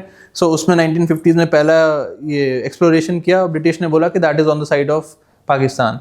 फिर उसके 25 साल बाद 1930s में दोबारा उन्होंने एक्सप्लोरेशन किया, फिर उन्होंने पूरा चेंज कर दिया, फिर उन्होंने बोला sir creek is a complete part of India, उसको उन्होंने ऑडिट किया। अब फिर इंडिपेंडेंस के बाद वो पुराना डॉक्यूमेंट लेकर आ गए कि 1915 में तो बोला था हमारा पार्ट है, तो इसलिए हमारा पार्ट है। हमने बोला ऑडिट के बाद इसमें हमारा पार्ट बनाया गया। फिर उसके बाद भी एक ये थालविक प्रिंसिपल होता है कि ये जो अगर स्ट्रीम है, स्ट्रीम के एक साइड दूसरी कंट्री है, दूसरी साइड दूसरी कंट्री है, तो स्ट्रीम का एक मिडिल लाइन निकाल देंगे और मिडिल लाइन के उस साइड वाला तुम्हारा है, इस साइड वाला हमारा है। वेरी सिंपल, एकदम बच्चों वाला इसमें वो था। तो वो कह रहे हम थालविक प्रिंसिपल नहीं मानेंगे, क्योंकि थालविक प्रिंसिपल में लिखा है कि the stream should be navigable, और ये नेविगेबल है, बट इसमें जब सूखा पड़ता है, जब लो टाइड आती है, तो उसमें आप बोट नहीं ले जा सकते। तो कह रहे हैं ये हमेशा नेविगेबल नहीं रहता, हमेशा नेविगेबल करो इसको पहले, तब we will accept this thalweg principle. हम थालविक प्रिंसिपल भी नहीं मानेंगे, तो बेवकूफ़ी वाली बात कर रहे हैं। एंड देन अनक्लॉज आया उसके बाद 1970s में, this United Nation convention laws of sea था, तो लॉज ऑफ सी ने एक्सप्लिसिटली बोला है किसी भी तरह का ऐसे ये वाटर बॉडीज में वो होगा तो thalweg principle is the go to thing. बीच के लाइन निकालो, उधर वाला आपका, इधर वाला मेरा है, और इतना सा डिस्प्यूट है इसका। एंड ये कोई स्ट्रैटेजिक नहीं है, कुछ भी नहीं है, बस एक मार्शी इलाका है, लोग भी नहीं रहते, बहुत दलदली है। मार्शी मतलब दलदली स्वैम्पी एरिया। हल्का सा EZ का वो भी नहीं फर्क पड़ेगा, बट ये है कि वहाँ पे fisher community is very strong. बस ये होगा कि फिशर कम्युनिटी स्ट्रांग है तो उससे हमारा ये जो थोड़ा सा EZ बढ़ेगा तो वो पकड़ नहीं, वो हम फिशरमैन जाते हैं तो कैप्चर कर लेते हैं कि हमारा कंटेंट कंटिग्यूअस जोन में आ रहा है ये। तो फिशरमैन के लिए थोड़ी सी सहूलियत होगी इसमें, इसके अलावा कुछ नहीं है यहाँ पे। कोई रिसोर्स नहीं, कोई रहता भी नहीं वहाँ पे। इट्स अ कम्प्लीटली मार्शी दलदली एरिया। और इसका रेजोल्यूशन तो सिंपल सा रेजोल्यूशन है, थाले प्रिंसिपल के हिसाब से होना चाहिए। इसको most probably will be taking this to PCA, permanent court of arbitration. और वेरी दो हियरिंग लगेगी उसमें, वेरी एक्सप्लिसिट जजमेंट आ जाएगा उसका 2 सिटिंग में ही कि that is a part of India. बस इससे ज़्यादा कुछ नहीं है इसमें। So right down Sir Creek issue.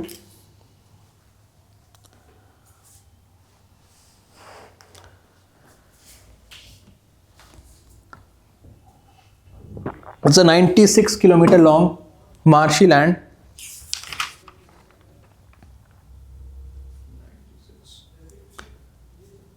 Kilometer long marshy land.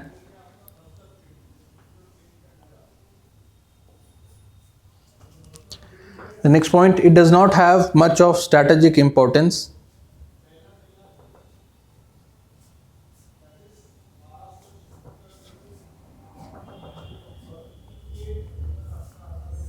It does not have much of strategic significance, but it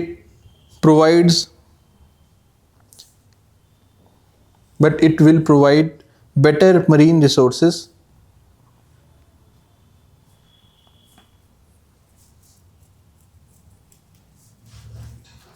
But it will provide better marine resources. अरे यार किसी ने मैप बना के लिखा नहीं यार, बहुत कामचोर हो आप लोग। सॉरी ये तो समझ आ गया नहीं, गुजरात है। This is gulf of Kutch, this is gulf of Kathiawar. Khambhat gulf मतलब इज अ वाटर बॉडी। किधर है इसमें? ऊपर वाला ये इंडिया पाकिस्तान के बॉर्डर में होगा ना, तो पाकिस्तान इधर है, ये पाकिस्तान है। इंडस्ट्री सर काफी ज्यादा ब्रेडेड हो जाती है ना नीचे आके, से निकलते हैं ना वो चैनल से। इंडस नदी नीचे आके ब्रेडेड चैनल, उसमें से एक चैनल वो सर क्रीक, हाँ हो सकता है, मेरे को श्योर नहीं कि उसी के चैनल में से है। कि एक इंडस की छोटा सा जब वो ये बनाती है, डेल्टा बनाती है, उसमें एक उसका छोटा एक अलग स्ट्रीम भी निकलता है, उसका पार्ट है शायद, उसका पार्ट है सर। ये प्लेन है, plain of Kutch and plain of Kathiawar.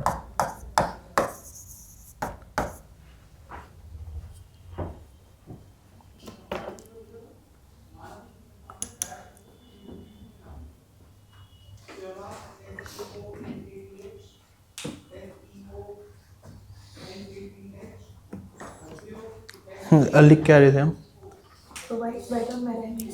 Better marine resources and resolve fishermen concern and resolve fishermen concern to some extent.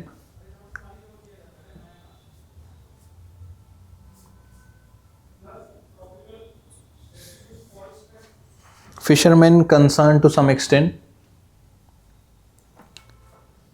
which are arrested and kept in captivity for long.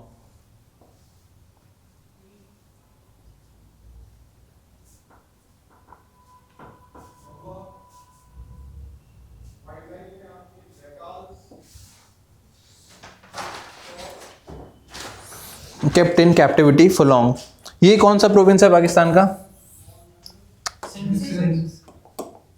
This is Sindh. Punjab ऊपर है, पंजाब ऊपर आएगा। So right down origin of dispute.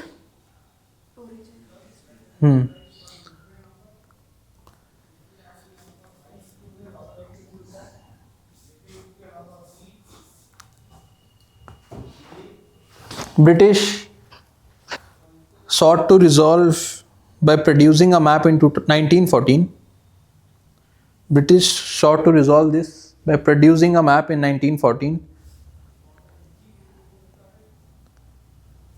1914,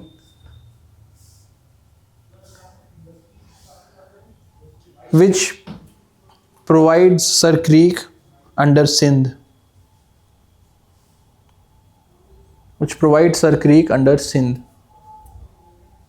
okay, अपने empire में ही ऐसा dispute चल रही है। एम्पायर में मतलब सारा पार्ट तो उनका था ना, इंडिया पाकिस्तान। अरे तो दिमाग तो करेंगे वो कि ये पंजाब, हाँ हाँ डिमार्केशन तो होता है ना कि सिंध प्रोविंस अलग है, ये मद्रास प्रोविंस का पार्ट हुआ करता था। प्रोविंस में तो करते हैं demarcation. 1914, 1914, which provides Sir Creek in the part of Sindh. Second map was produced in 1925.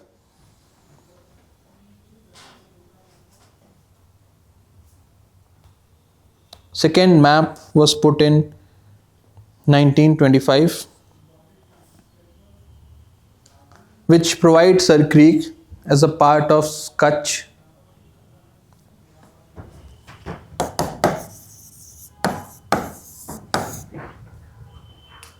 It provides Sir Creek under part of Kutch by adopting principle of Thalweg.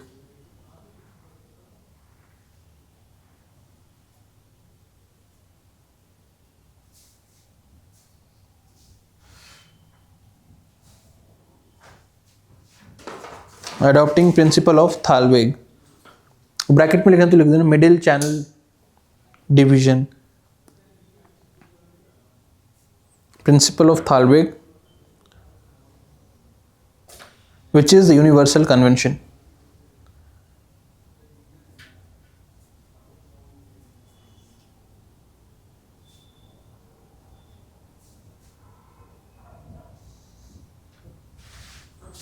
Then solutions.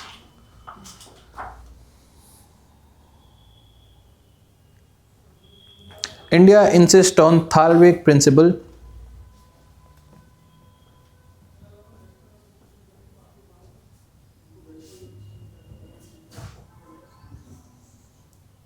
India insists on Thalweg principle at it is accepted by UNCLOS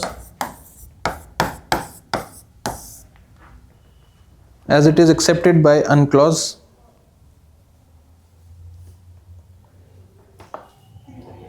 UNCLOS क्या होता है? हाँ मतलब पता है ना, उसमें एक आपका कॉन्टिनेंटल शेल्फ के लिए अलग बॉडी है, देन ट्रिब्यूनल के लिए अलग बॉडी है, एंड उसकी ये तीसरी बॉडी ये सब देखने के लिए। इसमें जो आपने पढ़ा होगा कंटिग्यूअस जोन, एक एक्सक्लूसिव इकोनॉमिक जोन, ये सब डिटरमाइन करता है। हाई सी में अगर आपको किसी तरह का एक्सप्लोरेशन करना है तो वो भी ये डिटरमाइन करता है। फ्री ट्रेड के लिए नहीं है ये, सिर्फ वो है ओशियंस में रूल ऑफ लॉ है उसके लिए। ट्रेड वेट से कोई लेना नहीं। अगर if you are exploring resources of marine ecosystem तो वो देखता है ये बस, ट्रेडिंग से इसका कोई लेना देना नहीं है। हाँ तो क्या लिख रहे थे? हाँ, it is accepted by UNCLOS and similar international disputes have been resolved by using this principle. ये इंडिया का क्लेम है। And similar international disputes have been resolved. Similar international disputes have been resolved by this principle.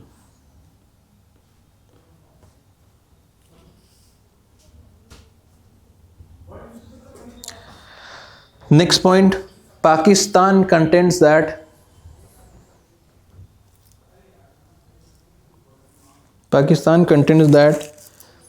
this principle applies only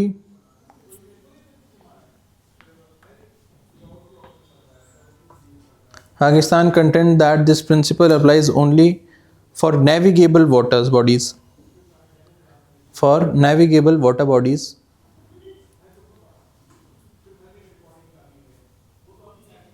For navigable water bodies, and Sir Creek is not navigable. And Sir Creek is not navigable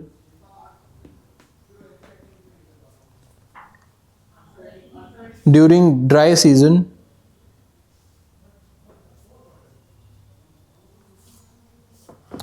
and low tides.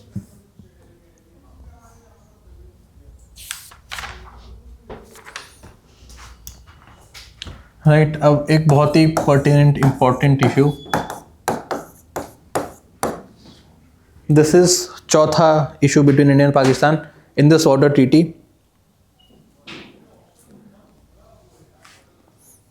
अब देखिए इसमें हुआ क्या है पूरी कहानी। This is one of the very initial water sharing agreement in the world, और this is the exceptional water sharing agreement that was signed in 1960 and it is still working, still respected by both the countries till date. 60-70 साल हो गए, आज तक ये चल रहा है। वरना वाटर शेयरिंग एग्रीमेंट करना ही it's a very difficult thing, it's a very very difficult कि दो लोगों में पानी बांट पाए, and second thing to respect that thing for such a long period, again it's a very difficult thing. और गिवन द फैक्ट कि India Pakistan के रिलेशंस एवर सीन जब से हुए हैं तब से वेरी डिफिकल्ट, उसमें बहुत सारे issues and everything is there, still we are respecting this thing. खून बह रहा है, उसके साथ पानी भी बह ही रहा है। So in this water treaty हो गया, and this is mediated by World Bank. So उन्होंने बोला कि इंडस रिवर और उसकी 5 ट्रिब्यूटरीज हैं, झेलम, चिनाब, रावी, ब्यास एंड सतलुज। ये इनका नॉर्थ टू साउथ ऑर्डर है। झेलम इज द सबसे नॉर्थ वाली है, सतलुज सबसे साउथ वाली है, and all the 5 rivers and including Indus, 6 की 6 रिवर जो हैं, it is source from Himalayan and they are moving from India to Pakistan. तो India is the upper riparian state, Pakistan is the lower riparian state. India में तो झेलम और चिनाब जो हैं, this is only in the union territory of Jammu and Kashmir, तो state नहीं रहा। रावी, ब्यास, सतलुज जो हैं, this is also Himachal Pradesh में भी हैं, पंजाब में भी हैं, और रावी तो उसको जम्मू कश्मीर को टच भी करते हैं। ब्यास और सतलुज जम्मू कश्मीर को नहीं टच करता। तो मतलब इंडिया का ऐसा नहीं कि बहुत सिग्निफिकेंट पोर्शन जो है ये इन रिवर्स की वजह से हो रहा है, बट फिर भी हिमाचल और पंजाब में आ रहा है। बट पाकिस्तान का ऑलमोस्ट 40-50% से ज़्यादा surface water is coming from these rivers. Pakistan is highly dependent on these rivers. और 1960 में हमारा वो आइडियलिज्म वाला फेज था, तो हमने इसमें क्या बोला कि ये झेलम, चिनाब जो है these are the largest river, largest by volume, ये सबसे बड़ी है, और इंडस ऑब्वियसली ये तीनों सबसे बड़ी है by volume. Ravi, Beas are relatively smaller. Sutlej river जो है मानसरोवर से स्टार्ट होती है। जैसे इफ दिस इज इंडिया, यहाँ पे वी हैव ये उत्तराखंड वाला अगर पार्ट है तो यहाँ पे भी है मानसरोवर, तो यहीं से इंडस स्टार्ट होके ऐसे जाती है और यहीं से सतलुज भी स्टार्ट होती है। बाकी सारी रिवर यहाँ से शुरू होती है मिडिल पार्ट में से। दोनों एक तो वो है छोड़ो मैं नाम भूल गया उस ग्लेशियर्स का, 2-3 टोटल ग्लेशियर है जो इनमें से मानसरोवर में जो जाते हैं। सो सतलुज रिवर लंबी है। सतलुज रिवर आप देख सकते हो यहाँ से स्टार्ट होकर then it is going into Pakistan. बाकी रिवर्स का जो है वाटर वॉल्यूम ज़्यादा है, तो इसमें झेलम और चिनाब का जो वाटर वॉल्यूम है सबसे ज़्यादा है। इसमें Chenab is the largest river, largest मतलब by water volume is the largest tributary, और सतलुज जो है obviously it is the longest tributary. अब हुआ क्या, पाकिस्तान उसी पे पूरा जी रहा है और हम बड़े अच्छे इंसान हैं, तो हमने बोला इंडस, झेलम और चिनाब का you will have unrestricted use. हम पूरा पानी बहने देंगे, आपके पास आने देंगे, आपको उसके साथ जो करना है फिर आप करिएगा। And we have very very restricted allowance in using Jhelum and Chenab और इंडस के पानी का। हम पानी रोक ही नहीं सकते।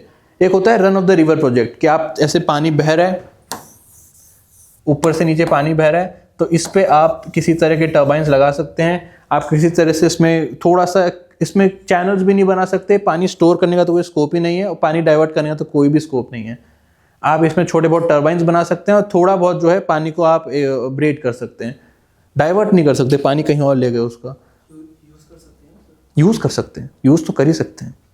और रन ऑफ द रिवर है मतलब बिजली आप बना सकते हो, और पानी स्टोर भी नहीं करना, बिल्कुल पानी कहीं से स्टोर नहीं करना। So very very restricted use हमको मिला है झेलम, चिनाब और इंडस का। And Jhelum, Chenab, Indus cumulatively make almost 80-85% of water of this complete system. यही सबसे बड़ी नदियां हैं, और नीचे वाली नदियों का जो छोटी वाली है इनका हमको एक्सेस मिला है। रावी, ब्यास, सतलुज का वी कैन यूज अनरिस्ट्रिक्टेडली, ये वो है। And then we have this permanent Indus commission बना रखा है। Every 2 year, once in a 3 year they have to meet, every year they are meeting, and उसमें फिर वो डिस्कस करते हैं कि दिस इज प्रपोज प्रोजेक्ट, ये आप बना सकते हैं, ये हम बनाएंगे, इसमें ये होगा, उसमें वो होगा।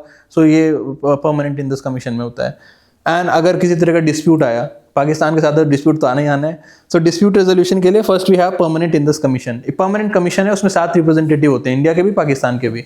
एंड उसमें by consensus they have to come up with some, अगर किसी तरह का डिस्प्यूट है तो डिस्प्यूट रेजोल्यूशन। और कमीशन से कभी डिस्प्यूट रेजोल्यूशन नहीं हो पाता, क्योंकि वो कंसेंसस से करना वो हर चीज़ में मना कर देगा, हर चीज़ में मना कर देता है वो। Then we have a neutral expert होता है, न्यूट्रल एक्सपर्ट इज ये अपॉइंटेड बाय वर्ल्ड बैंक, फिर वो न्यूट्रल एक्सपर्ट बताएगा कि क्या करना है, एंड देन वो भी अगर नहीं चला तो then is a court of appeal. एक इंटरनेशनल ट्रिब्यूनल्स होते हैं इन चीज़ों के लिए, तो उसमें कोर्ट ऑफ अपील में जाके you can challenge over there. तो दिस इज अ 3 tier, अगर किसी तरह का डिस्प्यूट है तो डिस्प्यूट रेजोल्यूशन, अगर उससे भी आप सेटिस्फाइड नहीं हो then you can challenge this thing in any international court. International court इसके लिए PCA है, permanent court of arbitration is there, तो वो मीडिएशन के थ्रू वो इसके फिर इसका रिजल्ट देता है। अगर ये तीनों मैकेनिज्म इसके लिखे हुए हैं दिस ऑर्डर ट्रीटी में, अगर तीनों मैकेनिज्म आपके नहीं काम करते तब आप सेटिस्फाइड नहीं हो, then you can go to some other international court for dispute. हमने जो है रावी नदी पे बनाया, रावी नदी इज परफेक्टली, अब हम इतने अच्छे लोग हैं 80-85% of the water is going into Pakistan, जो बाकी का 15% है वो भी टैप नहीं करते, just because to have this कि अगर हम टैप करेंगे तो रोएगा बहुत ही है कि पानी रोक दिया, पानी रोक दिया। And the second thing is कि वहाँ बनाना भी टफ है, एक से तो एक्सेप्टेड फैक्ट है कि हिमालयन इकोसिस्टम पे आपको डैम बनाने से वेरी डिफिकल्ट थिंग, तो फिर हमने वो भी टैप नहीं किया। और अभी तो फिर वी आर थिंकिंग कि एक तो दिस इज वेरी डिस्क्रिमिनेटरी, अब तो क्या है हिमालयन इकोसिस्टम में हमारे पास भी पानी बहुत कम है, तो एक तो हमें इसको रीनेगोशिएट करने की जरूरत है। Second thing is climate change की वजह से द वाटर फ्लो, कब ड्राई सीजन होगा, कब वेट सीजन होगा, कब इसमें हमको वाटर मैनेज करना है, वो पूरा चेंज हो चुका है डायनेमिक्स 1960 से आज में, तो उस वजह से वी वांट टू रीनेगोशिएट। और पाकिस्तान फिर उसमें अपनी वाली हरकतें करता है। हम रावी नदी पे डैम्स बना रहे हैं, हम रावी नदी पे कैनल्स बना रहे हैं, तो वो उसको भी चैलेंज कर रहा है। रावी नदी हमको एक्सप्लिसिटली मिली है अनकंडीशनल यूज करने के लिए, इसको जो चैलेंज है, ये जो हमारा 3 tier डिस्प्यूट सिस्टम है वहां नहीं कर रहा, this is directly taking this thing to international permanent court of arbitration. वो ऐसा 4 बार कर चुका है, completely violating the norms of the treaty. वो परमानेंट कमीशन में भी नहीं बोलता, सीधा जाके PCA में ले जाता है इस चीज को। एंड अभी एक बहुत फेमस हुआ था शाहपुर कांदली करके, अगर कोई जानता होगा, फिरोजपुर के पास है, इट्स पठानकोट और फिरोजपुर के जस्ट पास में पड़ता है, ये बिल्कुल on the border of Punjab and ये this thing Jammu and Kashmir. तो शाहपुर कांदली पे हमने एक डैम बनाया था, and this is on Ravi river पे, तो it has taken that thing into PCA in 2022, directly PCA ले गया उसको पूरा TT वायोलेट करते हुए। एंड फिर PCA ने पता नहीं इतनी ज़्यादा बाइस बॉडीज हैं, 2 हियरिंग में उन्होंने बोला कि this is completely violation of this treaty. एक तो वो सुन रहे हैं वो that is a violation of treaty पहली बात, तो उन्होंने बोला कि this is a violation of treaty, आप इसको बंद करिए शाहपुर कांदली को। और similarly there are almost 7 to 8 projects on Chenab river, Jhelum river और Ravi river that is been challenged by Pakistan under Indus water treaty. इन सब कुछ this is well under this, जो भी ट्रीटी के अंदर हमको अलाउड है उसके बहुत अंदर है।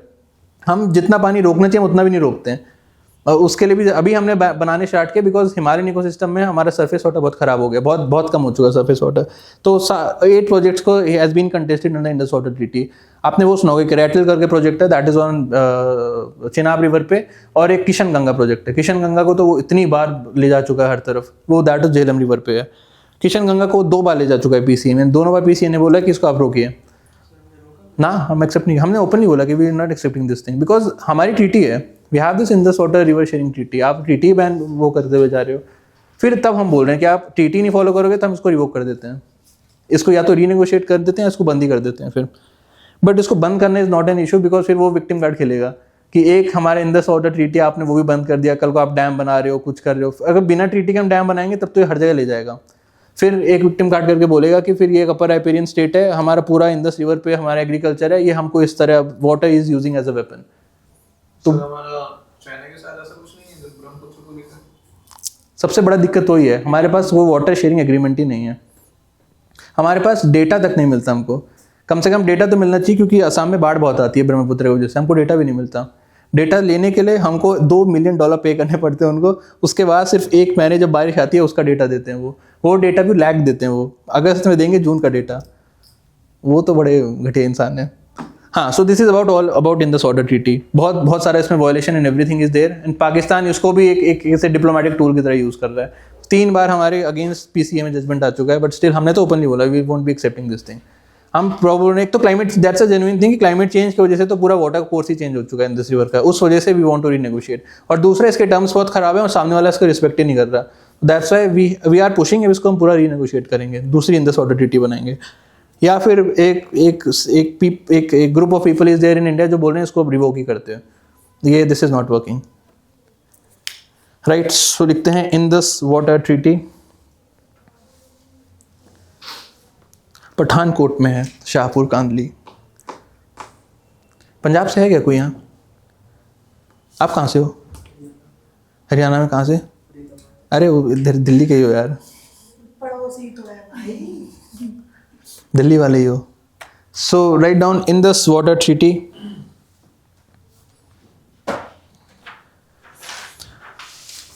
It was signed in 1960 between India and Pakistan.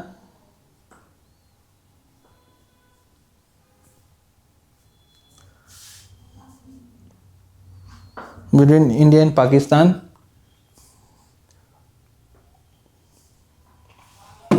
Brokered by World Bank.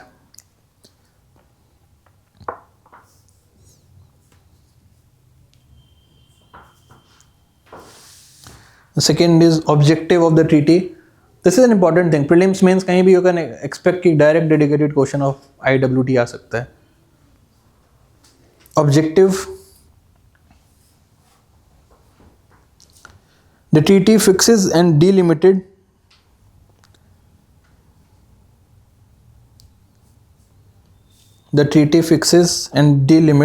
delimited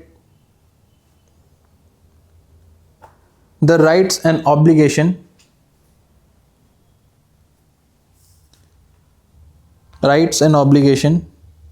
of both the countries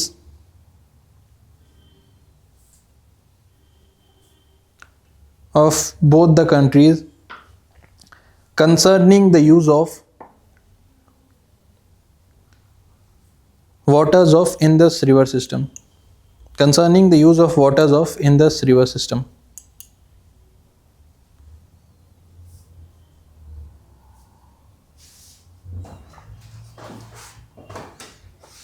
इसमें लिख लीजिएगा चेनाब जो है, this is the largest tributary by volume, Sutlej is the longest tributary by length.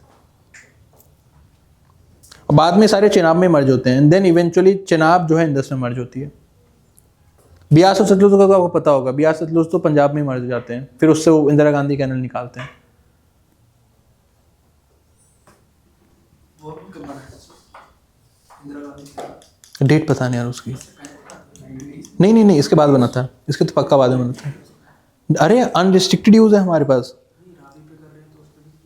नहीं, अरे ये तो बिल्कुल प्रॉपर इंडियन टेरिटरी के अंदर। रावी पे हम जो कर रहे हैं अभी, हमने जैसे ये पढ़ा Shahpur Gandhi, this is on the borders, बिल्कुल पाकिस्तान बॉर्डर पे है, तो इसलिए ज़्यादा रोना धोना। एक तो वो भी होता है ना कि एक वो लोकल डायनामिक्स भी होते हैं, जो बिल्कुल वहाँ पंजाब के लोग हैं, फिर वो भी बोलते हैं, पंजाब मतलब पाकिस्तान में जो पंजाबी लोग हैं वो बोलेंगे कि हमारा पानी रोक रहा है ये, तो लोकल पॉलिटिक्स को, लोकल डेमोग्राफी को खुश करने के लिए भी ये सब उछालते हैं। हाँ, कल आप वो बोल रहे थे ना, वो उसी साइड सबसे बड़ा कॉन्टिनेंटल शेल्फ है, वो मैंने चेक किया था, eastern side.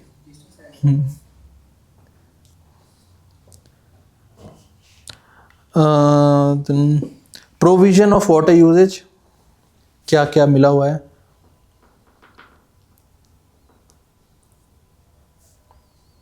Provision of water usage. India is allowed unrestricted use. India is allowed unrestricted use of eastern rivers of Ravi, Beas and Satluj. Eastern rivers, unrestricted use of eastern rivers of Ravi, Beas and Satluj.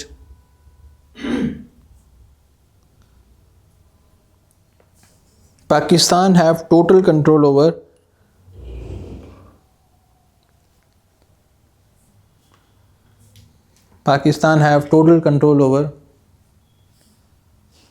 western rivers of Indus, Jhelum and Chenab.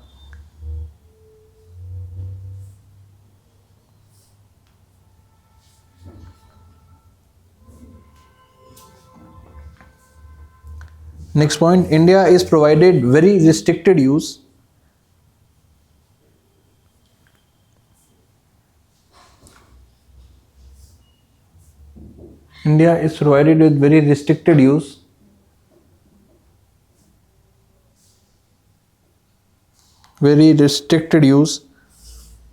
over Indus, Jhelum, Chenab.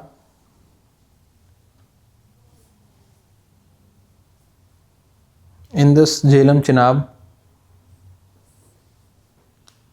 like irrigation and power generation. Irrigation and power generation. कर सकते हैं काम मुझे नहीं, run of the river projects, पानी रोकना नहीं है बस उसके लिए तो डैम बनाना ना, डैम नहीं बनाना पड़ता, बहुत छोटा सा कंस्ट्रक्शन होता है, थोड़ा सा पावर जनरेट होता है उससे 200 में किलो वाट का, अगर ज़्यादा करना है तो डैम बनाना हाँ फिर डैम बनाना पड़ेगा आपको। तो स्मॉल हाइड्रो वगैरह बना सकते हैं हाँ इसको स्मॉल हाइड्रो में ही आता है ये। बट सर ये तो था ना कुछ 3.6 mAh वाटर को स्टोर कर सकते हैं हम। उतनी डिटेल पढ़ने की ज़रूरत नहीं है, उतना अलाउड है हमको, वो बहुत छोटा सा होता है तो उतना क्यूबिक किलोमीटर करीब। और ये कापुर शानली में को जितना अलाउड है हम शायद हम 1.2 कर रहे हैं, मतलब उसके आधे से भी कम कर रहे हैं, उसमें भी रोना धोना कर रहे हैं वो। बट ये तो सर हमारा वो हाँ हमारा राइट है, लीगल है, हम इलीगल काम नहीं करते। तो हम क्यों नहीं चाहते सर कोर्स का कहाँ, हम तो बोल रहे हैं इसको रीनेगोशिएट करेंगे, हम तो क्लियरली बोल रहे हैं इसको रिपील कर देना चाहिए वही, मतलब इसको रिपील करके इसको दोबारा बनाएंगे। हमारे मानने से क्या होता है वो भी मानने चाहिए ना। नहीं हमने रिपील कर दी फिर तो ठीक बात है वो ना फिर इंटरनेशनल प्रेशर पड़ेगा इस पर। एक तो वो दिखाया जाता है ना हम थोड़ा politically, geographically, economically we are stronger than them, तो वो बुली वाला चीज़ दिखती है कि हम एक इतनी ट्रीटी जो इतने सालों से चल रही है हम उसको यूनिलैटरली रिवोक कर रहे हैं। हम नहीं भी बोलेंगे तो वो जाके रोएगा हर तरफ। इसे टिपिंग पॉइंट पे कर सकते हैं ना सर जैसे अगर उन्होंने कोई अटैक कर दिया तो करते हैं हाँ तो वो कर रहे हैं ना हम, वो वाली चीज़ें हम कर रहे हैं। जैसे हमने राटल और ये जो बनाया शाहपुर कांदली, ये तभी बनाया था जब पुलवामा हुआ। शाहपुर कांदली को ये 2019 में पुलवामा हुआ तब इसको हमने वो किया था, और ये अलाउड है, ये हम उतना ही कर रहे हैं जो अलाउड है। अभी तक हम उतना पानी भी नहीं रोक रहे थे जितना हमको मिला हुआ है। ये बोल सकते हैं ना इंटरनेशनल स्टेज पे कि हम सब बोलते हैं, टेररिज्म रोकेंगे तब हम हाँ हाँ, ये तो एक्सप्लिसिटली यूएन में बोलते हैं कि खून पानी हम एक साथ नहीं बहने देंगे। वो ब्रैकेट में लिखते हैं तो लिख लेना 85% जो टोटल पानी है वो पाकिस्तान को मिला हुआ है, इसमें 15% पानी हमको मिला है, हम उतना भी नहीं यूटिलाइज करते हैं।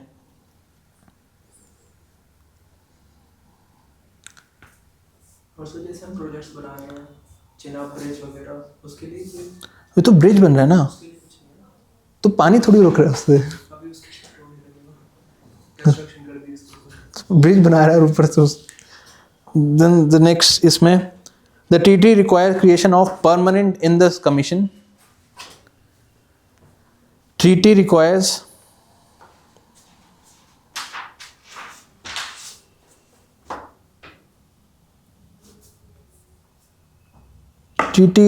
creation of permanent in this commission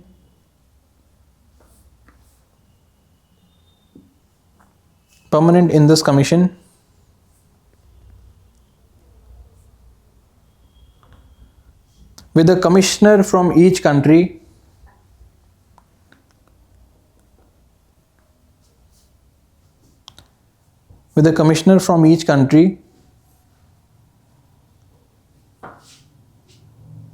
to maintain a channel for communication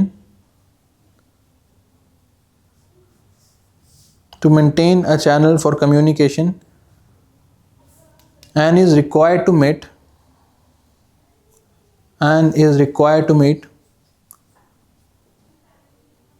once every year.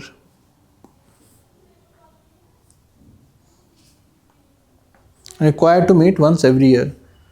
This is the only thread that is between India and Pakistan relation. हर साल तो हम खैर नहीं मिलते, but we are meeting once every 2 or 3 year.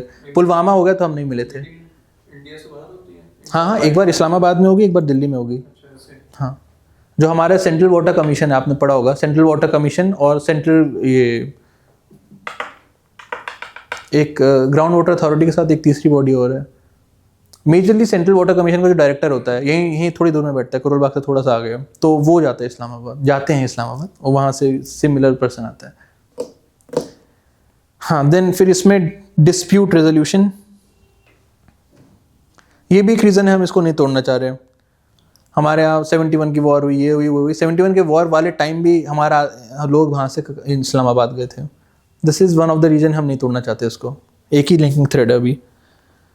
Dispute resolution, the first is यही permanent Indus commission, पहला dispute तो यहीं रिजॉल्व हो जाना चाहिए।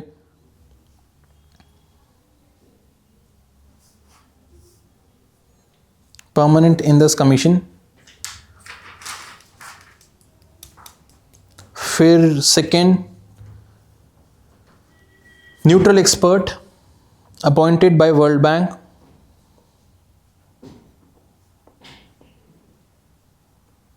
विच विल प्रोवाइड बाइंडिंग डिसीजंस. इसको अंडरलाइन कर लेना, ये डिसीजंस बाइंडिंग होंगे सारे. Neutral expert appointed by World Bank which will provide binding decision. ADR आपने पढ़ा होगा, जो ये अल्टरनेट डिस्प्यूट रेजोल्यूशन मैकेनिज्म्स होते हैं, उसमें सबसे इंपॉर्टेंट ये मीडिएशन वाला होता है. इसमें दोनों पार्टी आएगी, वो होगा दोनों पार्टी को बोले, वो मतलब मीडिएट मतलब एक ब्रिज की तरह होगा. फिर उसके जो डिसीजंस होते हैं they are legally binding. Challenge तो खैर अब दुनिया भर की चीज़ कर सकते हो, but they are legally binding thing. तो ये मीडिएशन के थ्रू ही करते हैं पूरा काम इसमें. देन थर्ड स्टेप, अगर ये भी ना चला, court of arbitration is there.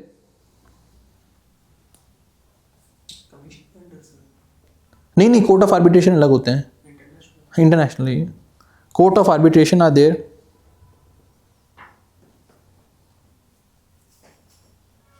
That determine its own procedure.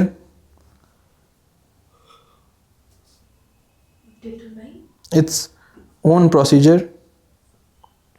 That determine its own procedure and take decision by majority vote.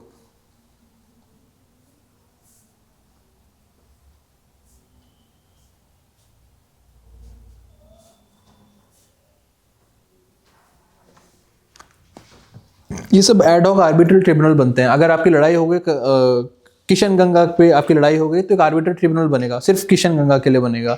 And फिर उसमें 7 मेंबर बॉडी होती है जो वर्ल्ड बैंक वाले अपॉइंट करते हैं, इंटरनेशनल है सारा. फिर वो कुछ नहीं सुनेंगे कि पिछले परमानेंट कमीशन वाले ने क्या बोला, आपके न्यूट्रल ग्रुप ने क्या बोला, आपके कोर्ट ऑफ अपील ने क्या बोला. वो अपना खुद स्क्रैच से सारा स्टार्ट करते हैं. इसलिए वो मतलब प्रीवियस डिसीजंस को बिल्कुल उसमें रिस्पेक्ट नहीं की जाएगी, और फिर ये अपना जजमेंट देते हैं. अब ब्रैकेट में लिख लीजिए 7 membered arbitral tribunal is there.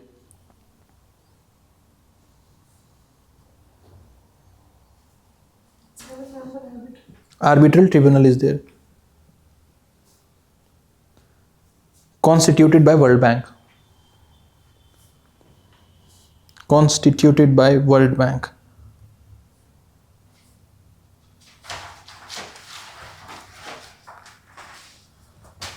Seven-member arbitral tribunal constituted by World Bank. India में क्या है अपना रिवर वाटर डिस्प्यूट्स के लिए? हाँ बोलो. Inter water council, inter state council है वो. इंटर स्टेट काउंसिल कभी बैठी ही नहीं. कि मोदी जी आए तब से 1 या 2 बार तो हुआ, 1 बार हुआ है शायद. कावेरी रिवर को लेकर. हाँ. सुप्रीम कोर्ट नहीं है. अरे कॉन्स्टिट्यूशन पढ़ो यार. पॉलिटी हो गया आप लोगों का. एक्सप्लिसिटली लिखा है जुडिशियल इंटरवेरेंस नहीं होगा इन चीज़ों में, वरना तो थोड़ा सा होगा सब सुप्रीम कोर्ट भाग जाएंगे. ओरिजिनल जुरिडिक्शन नहीं है. हाँ, एपिलेट जुरिडिक्शन में आप जा सकते हो, ओरिजिनल जुरिडिक्शन में नहीं है. रिवर डिस्प्यूट नहीं आएगा. चलो ये आपको होमवर्क है, सब ढूंढ के लाना.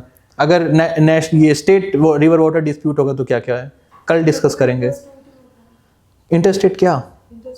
Interstate council is dysfunctional. Tribunal होता है इसकी. हाँ, मैं नाम याद नहीं आता बस. नहीं अभी IR करते हैं, कल करेंगे, आप ढूंढ के आइएगा. ये सब बहुत इंपॉर्टेंट है. इश्यूज.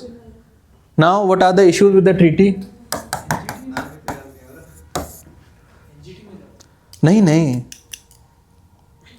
NGT कहाँ से आ गया? Issues with the treaty. Pakistan frequent, first issue is Pakistan frequent opposition to Indian projects, जो उसकी बीमारी है.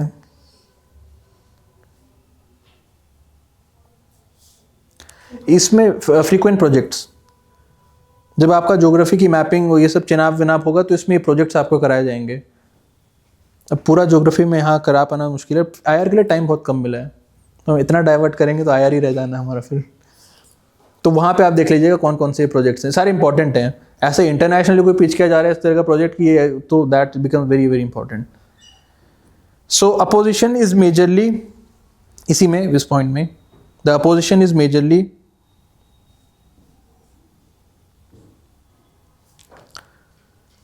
of whether the projects fall under the treaty or not.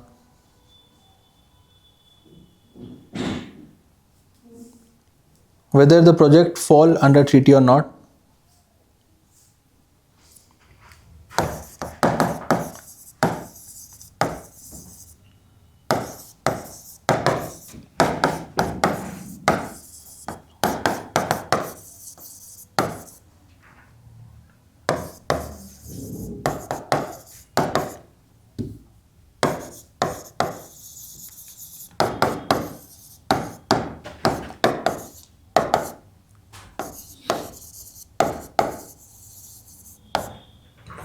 Ravi नदी तो इंडिया पे है, उस पे भी रो रहा है वो, because it's just on the border of Pakistan पे, पठानकोट पे है ये.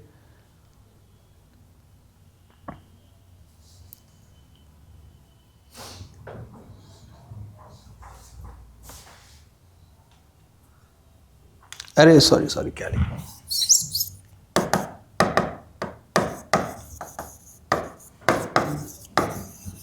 ऑनलाइन स्टूडेंट्स को उल्टा लिख दिया था मैंने. किशन गंगा झेलम पे है.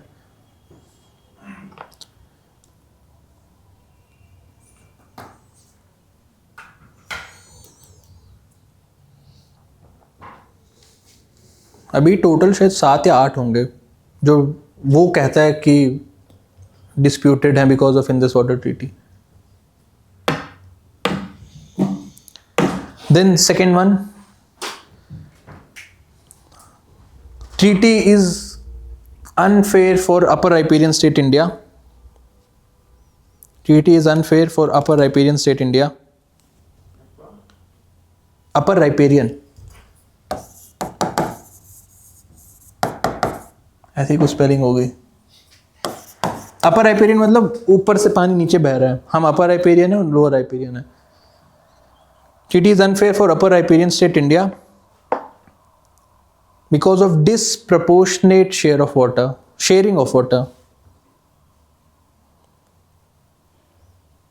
Because of disproportionate sharing of water.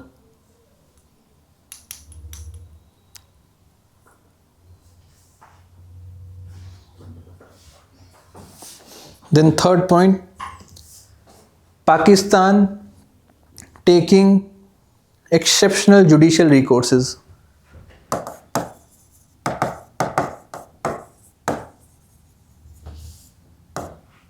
Exceptional judicial recourses.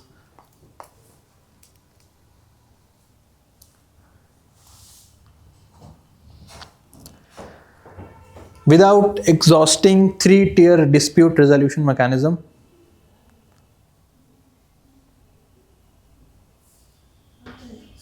Without exhausting 3-tier dispute resolution mechanism.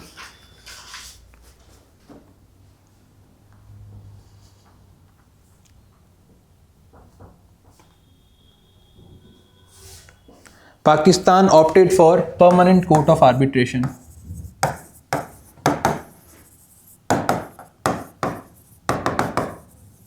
PCA.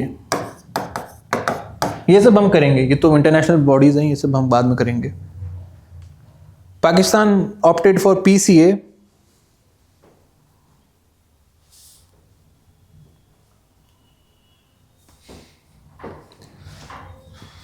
which rejected India's claim in 2023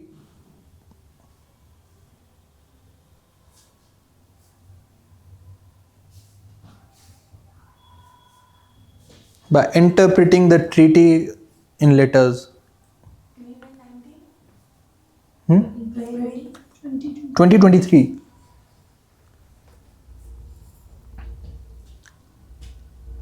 By interpreting the treaty in letters.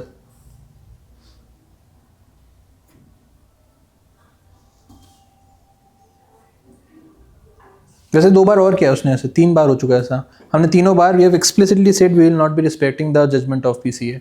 वैसे ये भी मीडिएशन से होता है पीसीए. मीडिएशन मतलब एक तो होता है नॉर्मल कोर्ट वाली प्रोसीजर, कानून में ये लिखा है, कानून ने ये बोला, तुमको ये मानना पड़ेगा. और मीडिएशन होता है कानून वानून जब हार्ड में, ये हम एक प्रिंसिपल, ये लॉ, ये क्या बोलते हैं उसको, प्रिंसिपल ऑफ नेचुरल जस्टिस, इन सब चीज़ों से नेचुरली हम देखेंगे क्या प्रैक्टिकल हो सकता है, क्या प्रैक्टिकल नहीं हो सकता. एक मध्यस्थता जिसको बोलते हैं, मीडिएट करके हम ले आएंगे, दैट इज लीगली बाइंडिंग. और लीगली बाइंडिंग आप चीज़ चैलेंज भी नहीं कर सकते. हमने फिर भी बोला we won't be accepting that thing. तुम तो इन दिस ऑर्डर टीटी की वायलेट कर रहे हो. टीटी में कुछ लिखा है, वो पीसीए लेके जा रहा है उसको. और पीसीए में भी there is now Chinese presence is extremely strong. और वो भी एक रीज़न है कि उसको पीसीए लेके जा रहा है। 2 सिटिंग में पीसीए वाला भी कह दे रहा है कि ये इलीगल है, इसको हटाओ यहाँ से। देन थर्ड इसमें जो है, हाँ ये भी इज़ वेरी जेन्युइन कंसर्न कि there is an impact of climate change. Third नहीं फोर्थ होगा ना, हाँ। There is a genuine concern of climate change which have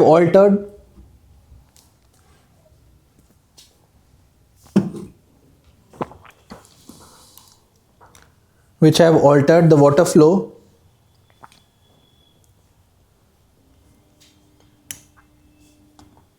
and river course.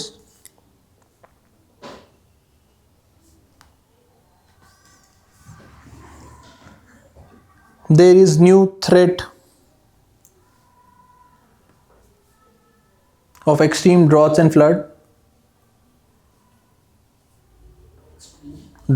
floods. कुछ ये मैं भूल गया। झेलम की कुछ ट्रिब्यूटरीज हैं, जैसे काबुल से भी कुछ ट्रिब्यूटरीज आती हैं। काबुल नदी भी एक किसी की इंदस की वो है, तो काबुल से भी कुछ ट्रिब्यूटरीज आती हैं, वो सूख रही हैं, फिर उससे झेलम पे फ़र्क पड़ रहा है। और फ्लड तो खैर इंदस में आ ही रहे हैं। 2022 में आया था ना शायद, एक बहुत बड़ा फ्लड आया था पाकिस्तान में, उसमें शायद 6 करोड़ लोगों को डिस्प्लेस किया गया उन्होंने, 3 या 6 करोड़ लोगों को डिस्प्लेस किया। 3 करोड़ लोग उन्होंने हटाया गया ज़मीन, क्योंकि इतना फ्लड आया था। वो भी एक रीज़न है कि अब इंदस वाटर ट्रीटी को we have to acknowledge this facts also. क्या लिख रहे थे मैं भूल गया मैं। Extreme drought and floods. उससे There is a new threat of extreme drought and हाँ, there is new threats of extreme drought and flood which is not been acknowledged under Indus water treaty.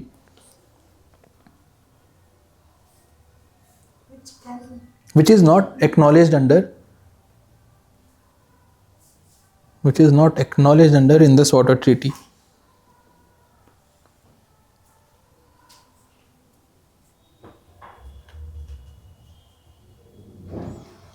And minor points आप लिख सकते हैं। ये 4 जो हैं these are the major points. और minor points आप लिख सकते हैं कि data sharing is not proper, एक ही लाइन में लिख देते हैं, proper data sharing is not there. पढ़े लिखे हैं ही नहीं, उनको समझ ही नहीं आता डेटा, वो हाइड्रोलॉजिकल डेटा बनाने कैसे। So data sharing is proper, data sharing is not there, and perpetual conflicts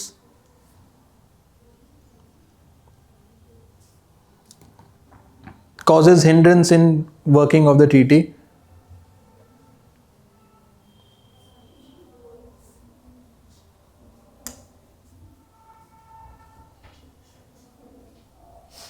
मतलब जब पुलवामा हुआ था तो 1 या 2 साल तक नहीं, 1 साल तो पक्का नहीं मिले थे, 1 साल स्किप हुआ था। और उसके जब ये पार्लियामेंट अटैक होता है तो भी 1 साल स्किप हुआ था। तो ऐसे हर साल मिलना होता है, तो वैसे तो हम 6 महीने में मिल देते हैं, साल में 2 बार मिलते हैं, बट कभी कभी स्किप होता है ये। एंड थर्ड, तब 1960 में हुआ था, तब हाइड्रोलॉजिकल और ये जो ये फ्लूअल डेटा इतना स्ट्रांग नहीं हुआ करता था, तो इसमें उतना strict technical interpretations are not there. तो उनमें जिस तरह के टर्म्स हैं उसमें वाइड इंटरप्रिटेशंस आर देयर। जैसे अभी हमने बोला कि अगर, अच्छा इसके हमने डिस्कस नहीं किया, अब काली रिवर ऐसे है, जो महाकाली रिवर जो इंडिया और नेपाल के बीच का बॉर्डर है। अब होता क्या है कि हिमालयन रिवर का वाटर कोर्स बहुत इरेडिकली चेंज हो रहा है, क्योंकि कभी कभी तो हिमालय सूख रहे हैं, ये ग्लेशियर सूख रहे हैं, उस वजह से वाटर डिस्चार्ज बहुत स्ट्रांग होता है। डिस्चार्ज स्ट्रांग होने की वजह से होगा क्या कि इनका इरोजन ज़्यादा होगा, तो इनका जो ये है बेसिन एरिया वो बढ़ता चला जाता है, इनका फ्लड प्लेन भी बढ़ता चला जाता है। अब सडनली होता क्या है, फ्लड प्लेन इनके बढ़ गए, किसी साल मानसून नहीं आया, एल नीनो बहुत ही स्ट्रांग हो गया, वो भी पॉजिटिव आईओडी के साथ। आजकल बहुत कॉमन है, हर साल एल नीनो आ रहे हैं, हर 2 साल एल नीनो आते हैं, फिर 3 साल लानीना आता है, फिर एल नीनो आता है। पहले 5 साल में एक एल नीनो एक लानीना आया करता था। तो अब एल नीनो बहुत स्ट्रांग है, पॉजिटिव आईओडी के साथ बारिश ही नहीं आई, और फ्लड प्लेन्स इतने बड़े हो गए। फ्लड प्लेन मतलब वो जो एरिया जहाँ पे नदी बह सकती है, फिर नदी शिफ्ट करने लगती है, तो इस वजह से वो रिवर कोर्स शिफ्ट होने लगता है, कभी कुछ होने लगता है। ये चीज़ उन्होंने अकोमोडेट नहीं कर रखी तब 1960 में, और वो जो ये टेक्निकल अकोमोडेशन अब करने की ज़रूरत है, वो सब अकोमोडेट नहीं करते, तो फिर वाइड इंटरप्रिटेशन होने शुरू हो जाएंगे कि ये पानी वहाँ का बहने लगा, ये पानी हमारा है, वो पानी तुम्हारा है, उससे फिर कॉन्फ्लिक्ट्स आते हैं। तो इसलिए भी दिस इज अनदर रीजन कि हमें रीनेगोशिएट करना है, क्योंकि क्लाइमेट चेंज की वजह से वो पूरा उसका डायनामिक्स ही चेंज हो गया इन दिस रिवर का। वो क्लाइमेट चेंज उस जमाने में था ही नहीं, तो हमने ट्रीटी में अकोमोडेट नहीं कर रखा। वो एक पंक्ति में इसको हम लिख लेंगे, technical nuances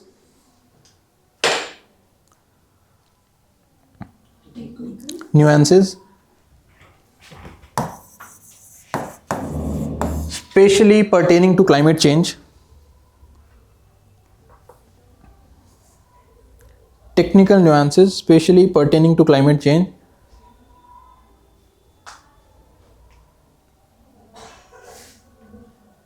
are not acknowledged under the treaty,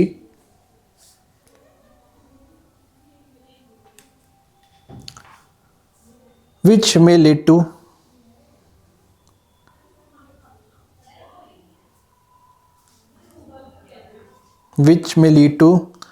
wide-ranging conflicting interpretations.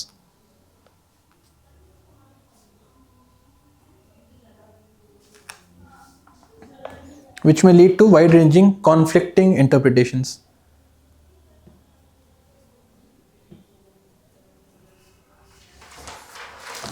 इसमें हम क्या कर सकते हैं? The solutions over here.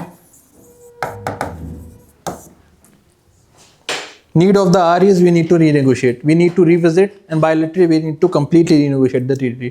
Treaty has surpassed its जितने भी उसके objectives थे, समय बदल गया, climate change भी हो गया और इंडिया पाकिस्तान के डायनामिक्स भी चेंज हो गए. तो मतलब this is need of the hour. Very strong stand of the government is there. पूरी ट्रीटी हम रीनेगोशिएट करेंगे और जब तक वो नहीं हो रहा है तो परमानेंट ये जो इंडस कमीशन उसको स्ट्रेंथन करने की जरूरत है. परमानेंट इंडस कमीशन में टेक्निकल लोग कम है. इसमें सेंट्रल वाटर कमीशन जो होता है हमारा, वो इंडियन इंजीनियरिंग सर्विस आपको पता होगा, तो वहाँ से उसके डायरेक्टर बनते हैं, तो वो तो फिर भी टेक्निकल हैं. उसके अलावा कोई हाइड्रोलॉजिकल रिप्रेजेंटेटिव, कोई ये हमारा टोपोग्राफिकल जो जियोलॉजिकल रिप्रेजेंटेटिव, वो सब नहीं होते वहाँ पे. बाकी सब ये एडमिनिस्ट्रेशन से लोग जाते हैं, आईएएस जाते हैं. तो technical representation is very weak over there. और अभी टेक्निकल रिप्रेजेंटेशन चाहिए कि पूरा इंडस ही बदलती जा रही है हर दिन.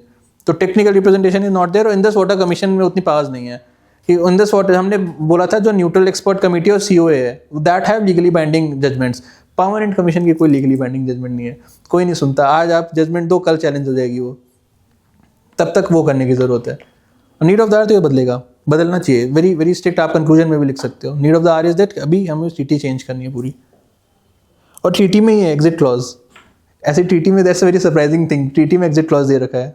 एग्जिट क्लॉज मतलब कि there are certain condition, certain clauses, अगर वो फुलफिल हो रहे हैं, सामने वाला मान नहीं रहा, वो वायलेट कर रहा है, वो ये कर रहा है, you can exit the treaty. तो that's is also under the, ये जो रिकोर्स है हमारा कि हम ट्रीटी छोड़ देंगे, that's also legal thing. Treaty के अंदर ही लिखा है, you can even exit the treaty. तो हम बहुत कानूनी लोग हैं, हम ऐसे गलत काम नहीं करते. सो सॉल्यूशंस में the first is revisiting the Indus water treaty.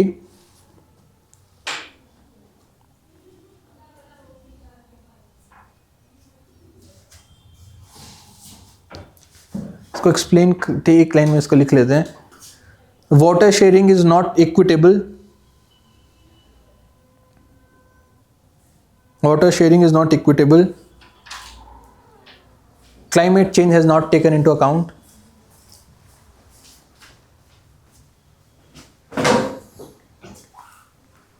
Water table is not equitable. Climate change is not taken into account. And there is violation of the treaty by Pakistan.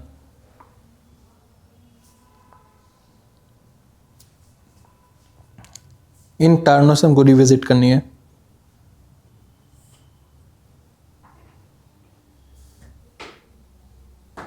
Second point, in this permanent Indus Water Commission, permanent Indus Water Commission should be empowered to provide legally binding decisions.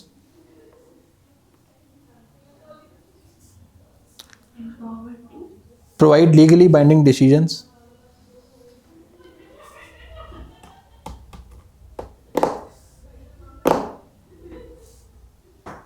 uninfluenced by political situation. Uninfluenced by political situation.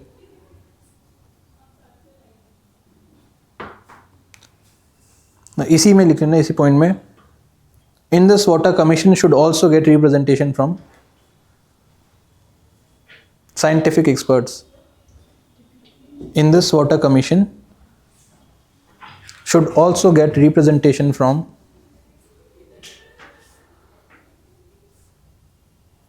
Indus Water Commission should also get representation from scientific experts.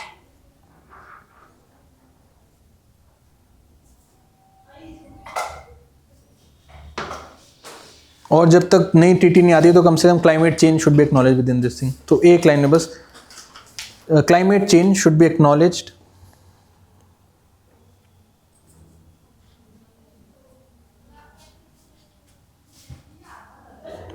climate change should be acknowledged and there should be an open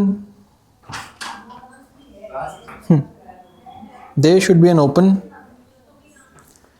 transparent, comprehensive there should be an open, transparent, comprehensive data sharing practice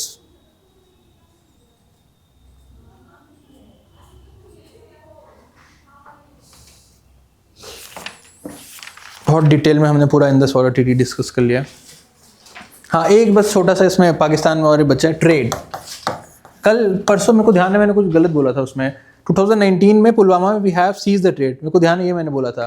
trade, government of India has completely ये stop any kind of trading with Pakistan, पूरा बंद कर रखा है। और most favoured nation जो हमने दिया था, we have provided most favoured nation status in 1996।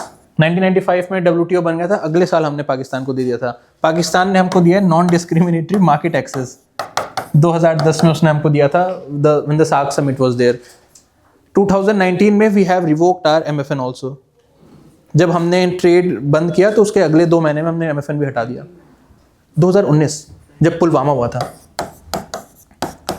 Short में समझा तो मतलब दोनों में क्या मतलब डिफाइन कर सकते हैं, पता नहीं है दोनों के बारे में। MFN का मतलब होता है, तुमने कल की क्लास नहीं सुनी थी? मोस्ट फेवर्ड नेशन मतलब कि अगर आपका कहीं से इंपोर्ट कर रहे हो किसी दूसरे देश से कोई प्रोडक्ट, आपको कस्टम ड्यूटी आप रेज कर सकते हो, दैट्स माई राइट। अगर मेरे देश में चाइनीज प्रोडक्ट आ रहा है, मैं कस्टम ड्यूटी रेज कर सकता हूँ। कस्टम ड्यूटी अगर एक बार आपने रेज कर दी कि आपका 10 रुपये का प्रोडक्ट है, आपने 10% कस्टम ड्यूटी लगा दी, तो देश में वो 11 रुपये का बिकेगा। 11 रुपये टैक्स, उसका जो प्राइस टैग लगेगा, उसके बाद आप कोई डिस्क्रिमिनेशन नहीं कर सकते अपने प्रोडक्ट में और चाइनीज प्रोडक्ट में। गवर्नमेंट प्रोक्योरमेंट में, प्राइवेट प्रोक्योरमेंट में, उसकी FDI में, उसकी ई-कॉमर्स में, कहीं भी आप उसमें डिस्क्रिमिनेट नहीं कर सकते। Then you have to this thing treat the product as the national product only. वो मोस्ट फेवर्ड नेशन होता है। वो non discriminatory market access same चीज़ है, बस वो हमको फेवर्ड नेशन नहीं बोलना चाह रहा पाकिस्तान, तो उसने नया नाम। जो आपने बोला मैंने सेकंड वाले के लिए समझ लिया था, फर्स्ट वाले का होगा। दोनों सेम है, दोनों सेम है। तो 2019 में we have revoked MFN also. India ने पाकिस्तान का MFN भी रिवोक कर रखा है हमने। और ट्रेड कुछ नहीं है, पहले जो ट्रेड होता था that was also tune of $1 to $2 billion. 2019 तक इतना ही रहता था, दैट इज नथिंग, और वो भी बंद हो गया। अब ट्रेड के नाम पे अभी इलीगल गन बिकती है बस। सर हमारा चाइना के साथ कोई अंडरस्टैंडिंग है किस चीज़ पे? मानसरोवर लेक और इंडस को लेकर? इंडस के लिए हमारे चाइना के साथ कोई वाटर शेयरिंग एग्रीमेंट नहीं है, कोई अंडरस्टैंडिंग नहीं है? कोई इंडस कुछ नहीं है हमारा रिवर शेयरिंग वो भी नहीं है, रिवर डेटा भी नहीं मिलता हमको। तो वो डैम बनाना चाहिए, इस पे तो बना सकते बना रहे वो, हैं। हाँ इंडस पे भी डैम बना रहे वो। एंड बांग्लादेश के साथ कुछ, हाँ बांग्लादेश के साथ वी हैव 54 रिवर्स, 2 को छोड़ के सबके साथ we have river water agreement, Teesta और गंगा। अरे तो पूरा गंगा वहाँ से बह के आ रही है, और नॉर्थ ईस्ट से भी सारी नदियाँ वहीं जाती है बांग्लादेश में। ये गंगा हमारे यहाँ पे ऑलरेडी होती है। हाँ अच्छा गंगा हमारे यहाँ पर ट्रेड हो जाता है, हम उसके ऊपर भी डैम बना देते हैं। कौन? पाकिस्तानी? चाइना वाले।